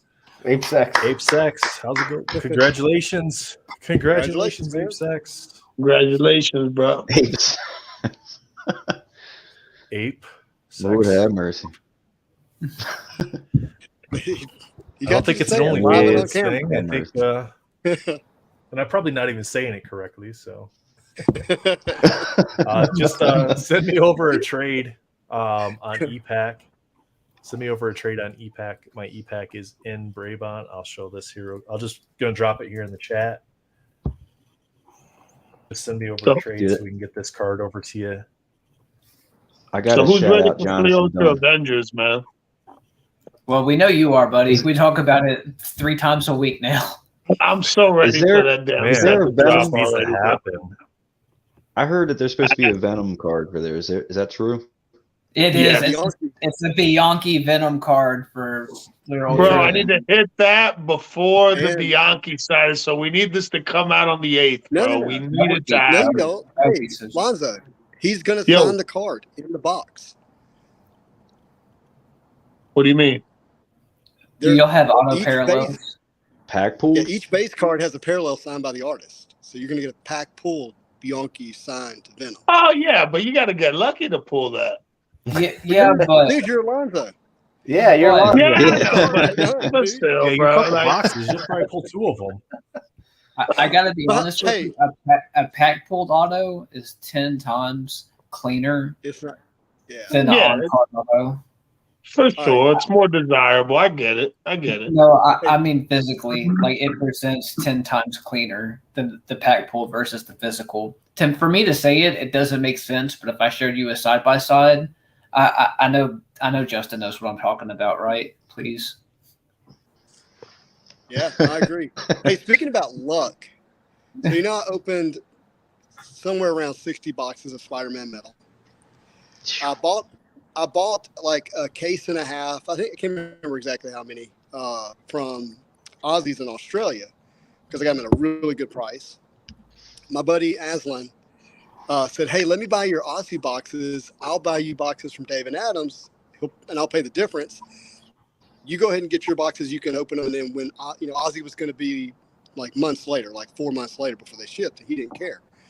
So, anyways, he finally I don't know if you heard, but like the boxes didn't get shipped to him. They got shipped to some other pizza place or some weird place. It took getting like the police involved and the store involved. They eventually got the boxes back. Ozzy threw in one extra box for his trouble. He opens the one box, pulls a 101 out of Oh Yeah, wow! the Kingpin, the Wilson Fisk. I seen it. It was hot. it. Oh, I just thought that was incredible. Yeah, pulling a 101 out of that set doesn't matter what character is. That's a big achievement, man. But they're hard as hell to hit, dude. Yep. Yeah, they're hard. Dude, I had fun watching you do box breaks with those cards. It was intense. Yeah, Man, official I've checklist. got a quick, I've got a quick card mail call if you guys want to see that I haven't gotten open. Of course, bro. I Let's go. opened this brown box and it had this blue thing in it, Uh-oh. and I haven't You gotta opened go, it brother. up. I figured I'd Yeah, wait. I got like 3% on the phone here, so Appreciate you sliding through, brother. Have a good night, man. Thank you. Take it always good for easy, somebody dude. to swing by. Get it? Just don't do it in the shower, bro. Dad jokes. Take care. Bye. Take it easy.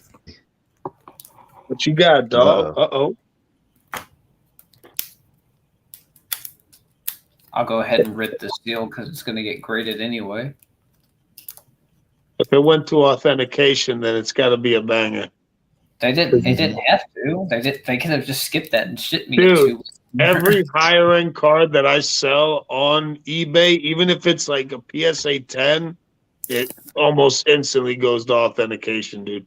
I'll see if you Yeah, guys can see. Hologram. Ooh. Yeah. Now, are those out of Yeah. 20 or out of, I think there's ones out of 20 and out of what, 45? Like 49, but this one is 15 out of 21 Psylocke. Out of 21. That's beautiful. Woo. And to me, this is probably one of the best art for Psylocke. Yeah, that is beautiful. Those are like the best things to come out of annual, to be honest.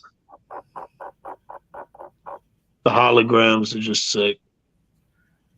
I hate that the camera doesn't pick it up because this thing's a banger. Yeah. I agree, Alonzo. I went after the symbiote related ones pretty hard. I didn't go for the super low numbers. I don't know where the hell the Carnage is, but I got the Venom, the Scream, and the Null, which is actually Codex. And then I got the Carnage in there somewhere. I love those cards. Yeah.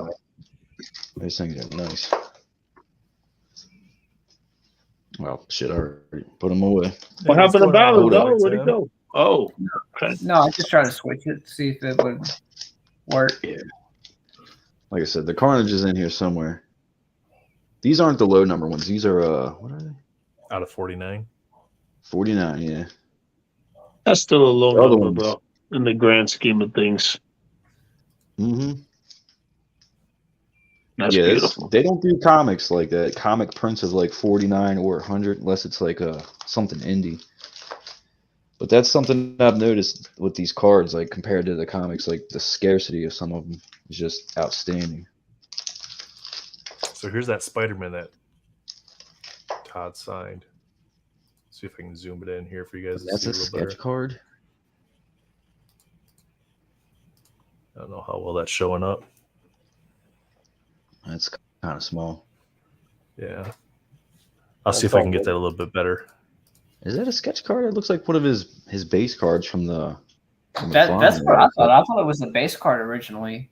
If it's a sketch card, Yeah. like it's a killer sketch card. Yeah, that didn't look like a sketch card when I seen that. I felt like it was just like a base card out of one of the sets that he did. Yeah. Yeah. It looks like it might be out of like one of those early 90s Spider-Man sets. Yeah. Or specifically the then and now I was sitting sets here or whatever. thinking, him signing a random sketch card, like that would be pretty unique. Sam, what up, baby?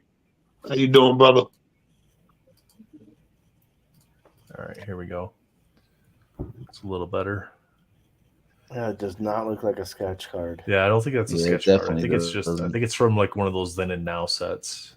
Yeah, Yeah, it's some early McFarlane stuff, era or right? something. 90s. Yeah, the McFarlane era sets. Yeah. That's a clean signature, though.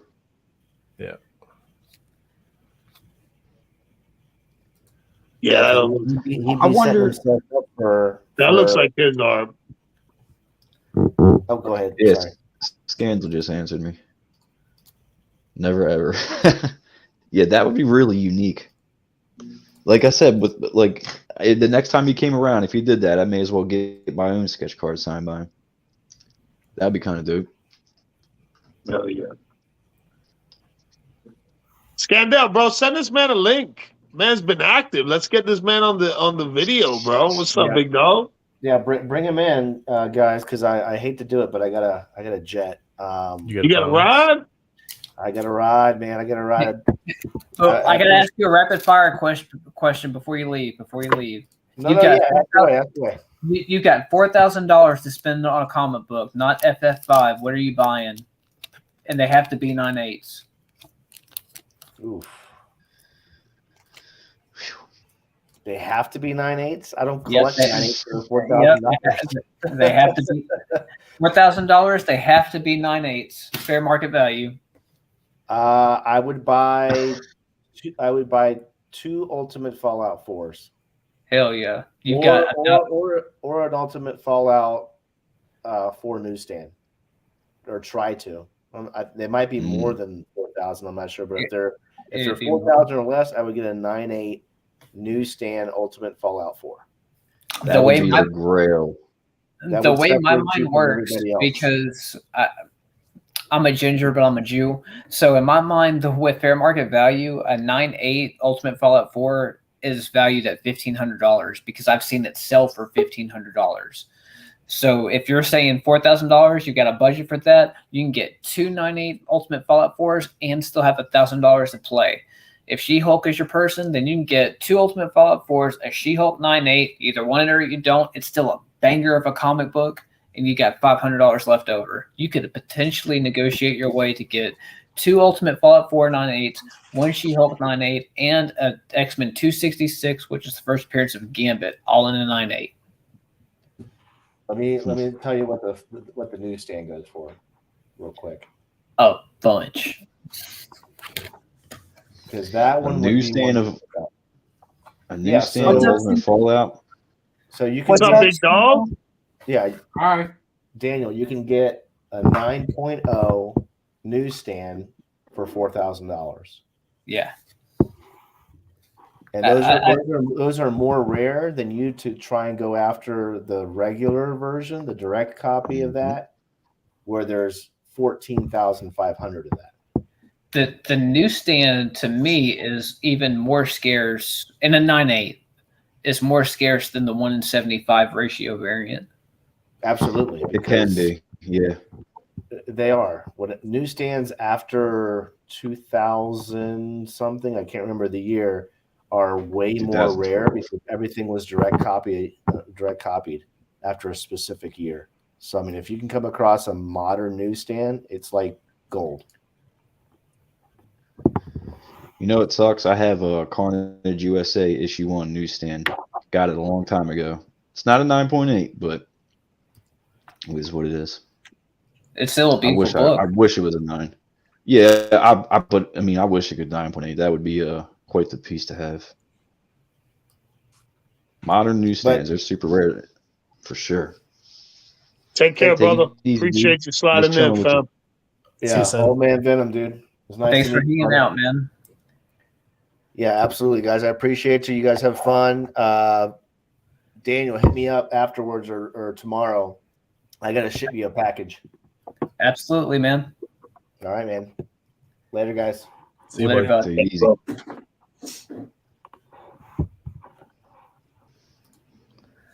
What's up, Scandell? Yeah, how are you, man? Yeah, what's going on, doggy? how you guys been? Just kicking it, bro. Yeah. Yeah, I'm just here to listen. Way to be put- honest. Well, guys, I got maybe 10 I minutes gotta left, pick and then up. I'm at the jump too. Ooh. Why you gotta tease me with those Moon Knights, bro? Why you gotta tease me like that? He does it on purpose. That is sick, dude. Now I have to go find one of those. That is hot. Yeah, he's got Wolverine Dude, I claws would- too. Check it out. I would kill for the Venom and Carnage version. He has Wolverine claws. That's weird. Well, he's got Spider-Man on one hand and Wolverine on the other. Oh, okay, you're right. You're right. Yo, that's weird, but that's cool though. I dig that. I've never seen a card like that. That's artwork from a Moon Knight comic book cover. I forget which one though. think it's Civil War related. Yeah, I've been trading heavily for a lot of these. Yeah, I know you've been going hard on the hollows from beginnings.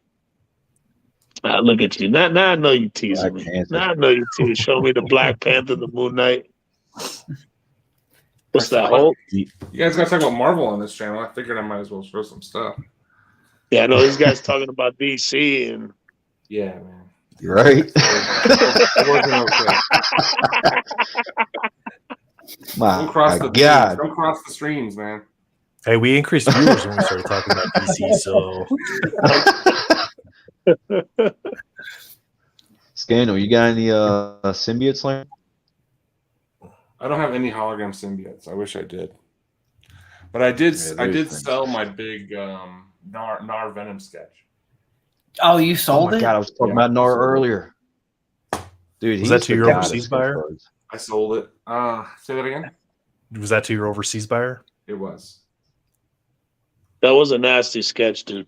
That thing. Yeah, I looked don't like- collect sketch. Honestly, I bought it because the guy that owned it seemed like a little. The guy I bought it from, that guy died. Did you guys hear this? What? No. Yeah, he passed away. That Dallas collector Yeah, passed away back in November. I didn't. That's crazy. Apparently, I mean, I don't know anything about it beyond that. But there's another story that goes along with it, but it's not appropriate to share in public on a stream. That's fair. What happened to his sketch cards? Exactly, that's what it has to do with it. Yeah. That's what the conversation. That's where the conversation went. No, but he passed away. Poor guy. He was a really nice, sweet guy. He kind of was an obscure collector. He didn't seem like he had a lot of social media. Lord of the- presence or- Yeah. So- He had an amazing like Lord of the Rings sketch card collection. Yeah, Like, probably and one of Indiana the- Jones. Yeah. Yeah. Night, Adam. Thanks for stopping by and joining us tonight. I think we probably got about another 9 minutes here. Maybe we still got to do our Unbound picks for next week too. Ooh, what letter is it? H. H. It's not going to be Hercules, is it? Oh, I No, doubt it was it. last Hercules year, I Last think. year. Good. I'm thinking like Holocaust, gonna go with or Hella. Hobgoblin, something like Well, that. Howard the Duck would be sweet, actually. I'm gonna go with Hella this week. They seem to be doing that villain. I'm going to Hope Summers or Howard the Duck. I'm gonna go Howard with the Duck Great would be Hulk. kind of cool. Wouldn't that be G? Would that be cheat if it was Great- Grey Hulk? Gray Hulk? I think it's gonna be Grey Hulk. So it'd be what, Hulk Gray? Yeah, what are you talking about? Like Joe Fixit and Grey Hulk. Like when he first appeared, the Incredible Hulk. He's gray. Possible. Stranger things have happened.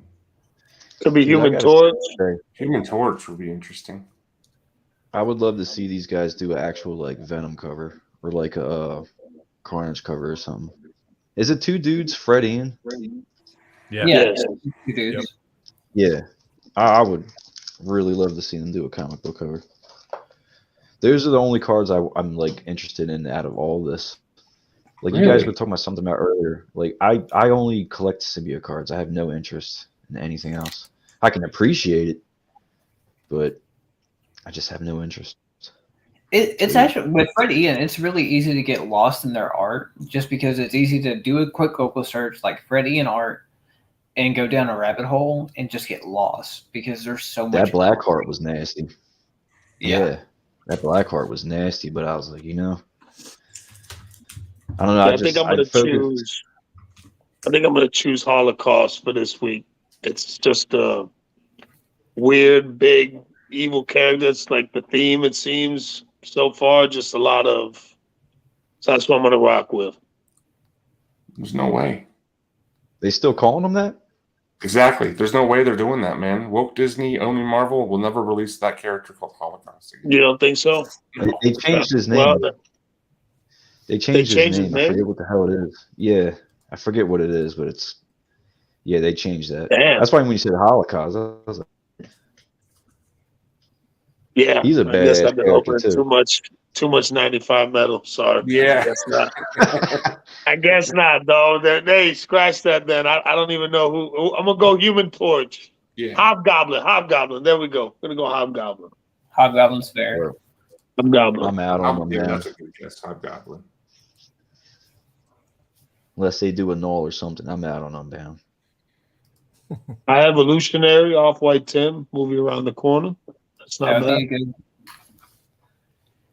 Our boy Who's Billy. the one dude that collect? Yeah, the homie. Watch Me Open. He collects that dude heavy. Yeah, that dude's when it comes to character Mhm. collecting, I don't think anyone can top him. We got the group Wish to help our buddy out, Husk. I think collectively, we're kind of Hey! hoping it'd be Husk, Could be just Husk. because. I'll take all that momentum. I need some more Husk cards. The greatest X-Man you never knew. What do you guys like each personally? What is your like number one character to collect? I've got Or is it multiple, dude. more? Yeah. I Yeah. have 4 that I pretty much collect. Yeah. But there's I not do- like a I do number, like a Wolverine, main Black one. Cat. Wolverine, Black Cat, Domino, and Rogue are the 4 that I Nice. pretty much go after if I can find them. Nice. Yeah.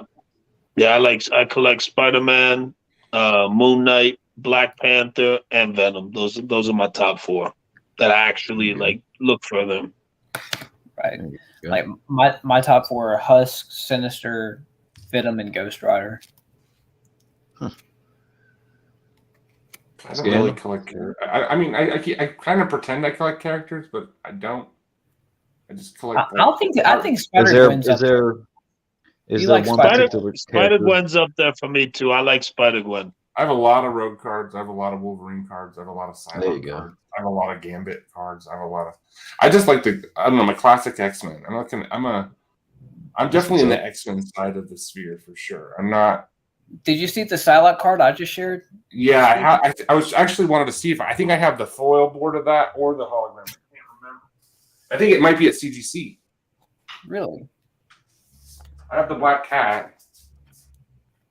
I think you like Black Cat, bro. I see a lot of Black Yeah. Cat Oh, I stuff have on Black the Cat. booth. I do like Black Cat, but You do like Black yeah, I Cat. just like good art. I just kind of pursue the art, and I Right. don't know. I mean, I like to collect sets too, so I kind of go for insert sets, and I just go for the insert sets that look awesome. You have an incredible collection of red PMGs. I do remember seeing something on one of your Yeah, videos about I have too many. Too many. that. You can never have too many, man. No, it's true. Right? I got 5. I put them together and put my hands over them like warmth. Like, oh yeah. Yeah, I got the Rogue Those things are hologram that beautiful. goes with that Psylocke too. I agree with you, Tim. That's a Don't let, fun. don't let Spidey see that, bro. He's gonna be after that. And I got the foil board seeing Black Cat. That's how you know you got trained It's one of my favorite Psylocke cards. It's just awesome. Because I had this book when I was like way too young to have it. It was like from a swimsuit edition, Marvel swimsuit edition when I was like 14. And Doom, and Blade. I love it. I wanted to always collect remember the Wolverine, but- '94 Flair Mary Jane where she's in the bikini by the beach, looking all fly. Oh yeah. Mhm. Yeah, I have a lot of Psylocke. I mean, yeah, Psylocke, Rogue. I don't know. This is what I haven't shown this one that much, but That's pretty. Hell yeah. Is that the Jim Lee auto? Yeah, Yeah. it is. That's so nice. This one right here is one of my favorites. You guys talking about like the female yeah, cards. I have that one. That one's at CGC. I think I have 2 of that coming back this week. Yeah, I she don't just know what got the grades killed. are yet. What Dude, set is Jason that from? Scott Campbell, Dangerous Divas. Yeah, That's a Red House set, right? Yeah, that's Dangerous Divas. Yeah. Yeah, 2. The Sultry Seductress is the name of the insert set. But this one, and then I got another one right here. J. Scott Campbell art with like foil is just freaking god tier. you know there's some. I J. think Scott if they were to do, You know Say there's it some again. J. Scott Campbell in the last Metal series, right? Just one. was there? I Yeah. know they changed the Black Cat. Well, it's not Black Cat, it's Lizard. Oh yes, you're right. Here you go. This is probably one of my favorite Black Cat cards of all time. Yeah. Oh, absolutely. Oh, yeah, that's hot. I'm hoping I got a decent grade on that one. Hoping. Dude. The fingers female crossed, man. characters are just easy to collect, man. You know what I mean? Oh, I feel like it's See, easier I've to noticed collect with her- multiple female characters than some of the dudes. Kind of, yeah. this thing kind of dried up. I bought 2 of these back in the day for cheap, and they just kind of dried up. That's But if he were to do an a entire set, like a Women of Marvel, that's all done by J. Scott, that's probably a set that I would probably try to collect, like at least the Yeah. base card set. Me too. Absolutely. Other than that, I'm waiting for a Venom solo series card set. That's all I'm waiting on. Like a Flare Ultra Venom set. Dude, I would die a happy man. I keep bugging my rep at Upper Deck, like, hey, I made an entire mock-up of a card series, like mock-up of chase cards, PNGs, everything, all on Procreate, sent it to him. He's like, I'm telling you, this will be an awesome card set. That'd be fun, man. Hell yeah. Plus all the sketch cards, every sketch card artist would love that. And I've noticed, like, watch a lot of the box breaks and like whatnot on YouTube with everybody. And whenever people pull sketch cards before they look at it, I've heard so many people go, "Come on, Venom! Come on, Venom!" So it's like everybody would love the sketch cards. I don't think anybody would get a sketch card from a pack or e-pack that they're like, "Man, this sucks" or whatever. And I think all the artists would have so much fun. Right. I think that'd I be a don't think legendary anyone's set. ever pulled a Venom sketch card and been like, damn, it's just Venom. No, dude, Venom. What y'all think Marvel Masterpiece prices will be? That's a good question, man. What do y'all think it's going to Astronomical. start off at Over pre-order? a K. The first, Over a K. No way. nah, not that much, bro. With By the the way time these it- companies do it, No, dude, they'll screw the odds. They'll screw the odds before they screw the price like that. By the time Yeah. I'd say probably what you think they'll start at what, like $300-400 a box? They'll be, First- First wave pre-order, $300-400 a box. But We the may chances see it. of getting good stuff are going to be a lot harder. They're going to print it to hell, and it'll be a lot harder to get anything good. Yeah. They're going to have you buy more. I'm They'll have with you you. buy 2 boxes more than they'll charge you $1,000 for one. See, see, why that's the y'all thing is doing that? you'll get pre-order before you get checklist, so you won't even know what's going to be in the product when pre-order comes out. Yeah. I'm just gonna be sitting on COMC waiting for them symbiote cards to pop up for cheap. I'm not even. So you- gonna Yeah, do I it. see far as the, I I know. see Marvel Masterpiece on e-pack at least $500. Oh, yeah. 450 to 500, something like Spider-Man metal. Does anybody have a clue who the artist will be? Has that anybody say anything about that? I'm sure No, somebody knows, but Alex spilling Scandals. the beans. Yeah, I haven't heard anything. I'm curious. $3.99. That's crazy. Like I said, I'm just going for the symbiote cards. That's it. Mm-hmm. You think they're going to change the format to print more? Just make it a bigger checklist. You don't have to change the layout. Just add more cards, add more characters. Yep. Move it up from 90 to 180, and now you've reduced the odds of hitting the best cards and increased your print runs. And You guys have been around longer than me for like the more modern masterpieces. How many years has it been with that same tier 1, tier 2, 3, 4, the purples, the oranges? How many sets have they put out of masterpieces with that same format already?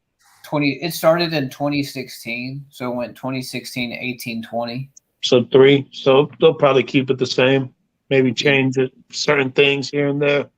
The biggest thing that I'm hoping for in the next masterpiece set, which 2022, if you look at how 2020 was, they had the 92 buybacks. So I'm hoping that for 2022 masterpiece, you'll have 94 buybacks,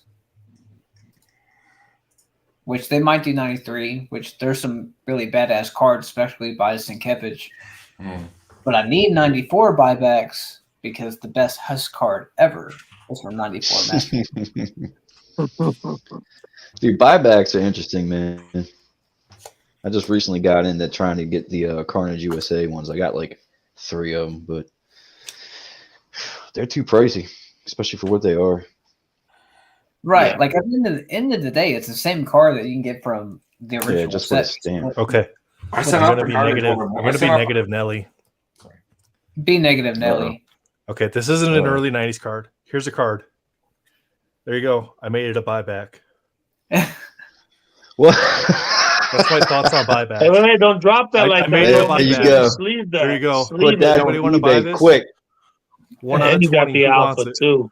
And you got That's the my alpha. thoughts Starting on bid buybacks. 200. Oh my Man, goodness. that's game changing. I sent Yeah, the buybacks are weird. I do. I sent the don't know. Carnage off the PSA yesterday. Oh yeah, the The 101. 101? Yeah.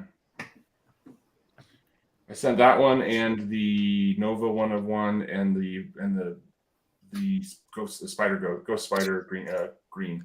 Sorry. See, I really can't wait to see what grades you get just to see how they did compare. Yeah. like it's none of my business, and you don't have to share. But I really thought you traded the 1 of 1 Nova. No. Damn. I was thinking that you had gotten like a really good trade where the majority was like, hey, do that trade. Really? Should I look back at our conversations? Maybe. But Or you may is this like a you may have perceived just thing as you like- saw like in a forum group thing? I don't know. no, it would have been in like one of the old Instagram chats. But I if you don't mind me saying this, but I really recall I want to say that you had an offer where you had a 101 a low series Nova, and somebody was offering you the green Spider Gwen, the green high series Spider Gwen, and everybody in the chat was saying, "Do that trade." No, that was just a private conversation with you and I. Shit, I'm sorry. Not no more.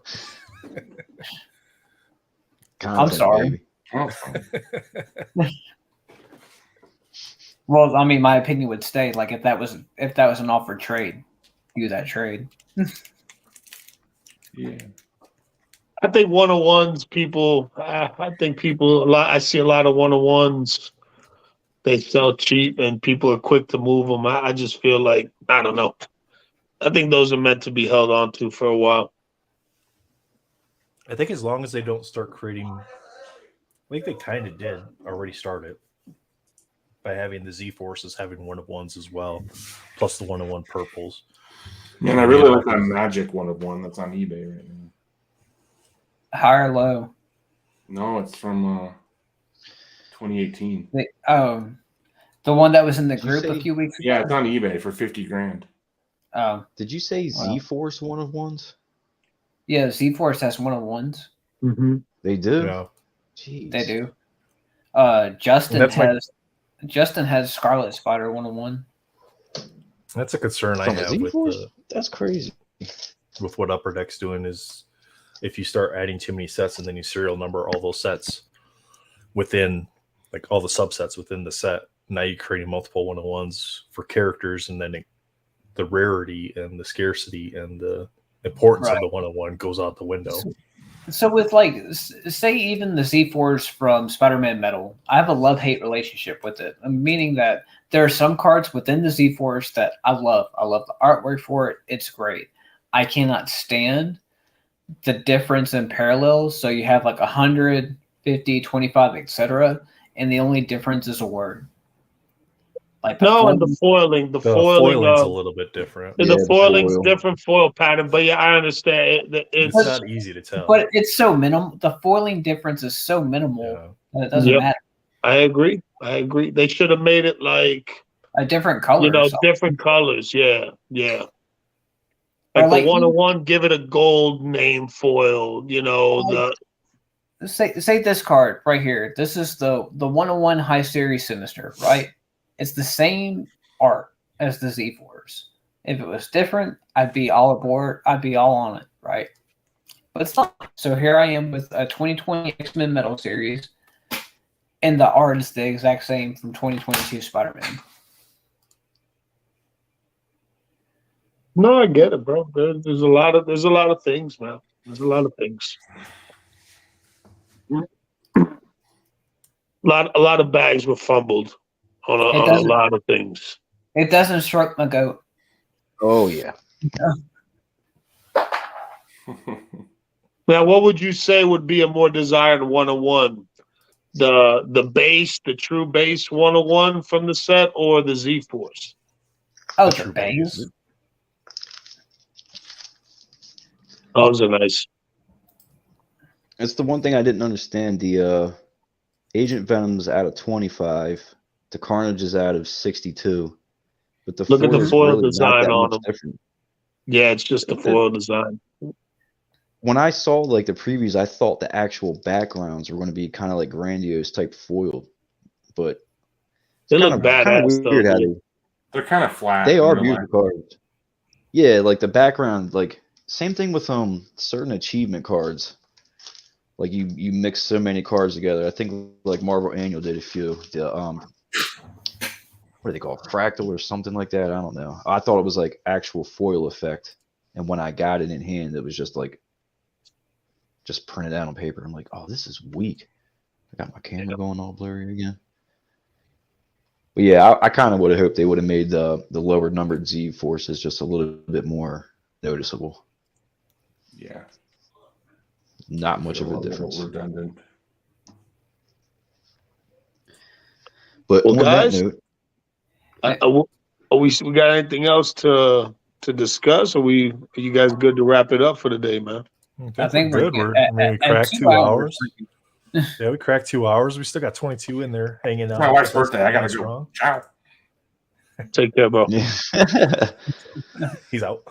yeah, I gotta jump. I gotta get Thanks, up guys. for work Appreciate early. you all stopping by and visiting with us. For sure. Joseph, great, man. Great conversation. Appreciate you sliding through, bro. Can't wait to see your cards in Yeah, the lure. man. That's for sure. If we ever get Thank that you, set. man. So April, bro. Yeah, no, April. Let's it stay keeps positive. pushing back. April? Yeah. That's when my That's what they're daughters do too. saying, So I've got so. 2 things to wait for. I hope so. They keep pushing it back and pushing it back. I just want to be able to share the art and move on and start doing more sets. Yeah, for sure. No doubt. No doubt. But guys, Awesome. I definitely Thanks, chat. appreciate Appreciate it, you man. guys. Thank you Y'all all have for a great sliding night. in. Don't forget Friday night, Sin City Cards and Comics and Marvel Madness have their show, Marvel Bros. Check them out. And then, of course, Monday we'll be back with Unbound. Hopefully, it's Saturday tomorrow's. night, I'll be doing a big box break on my There you channel, go. so it's All right, gonna be it's We'll be hanging out. 90 MU Series 1 and 3 Spider-Man Metal hobby boxes mixed in on one big break, so it's gonna be That's fun. awesome. So Hell still some yeah. spots left. If y'all want in, shoot me a DM. But if y'all boys wanna co-pilot with me on Saturday, sure, y'all brother. more than welcome. Let's do it. All right. Sounds good. we'll go with it. Awesome. Thanks, guys. Take care. Have a great night. We'll see you next time. Peace. Thanks.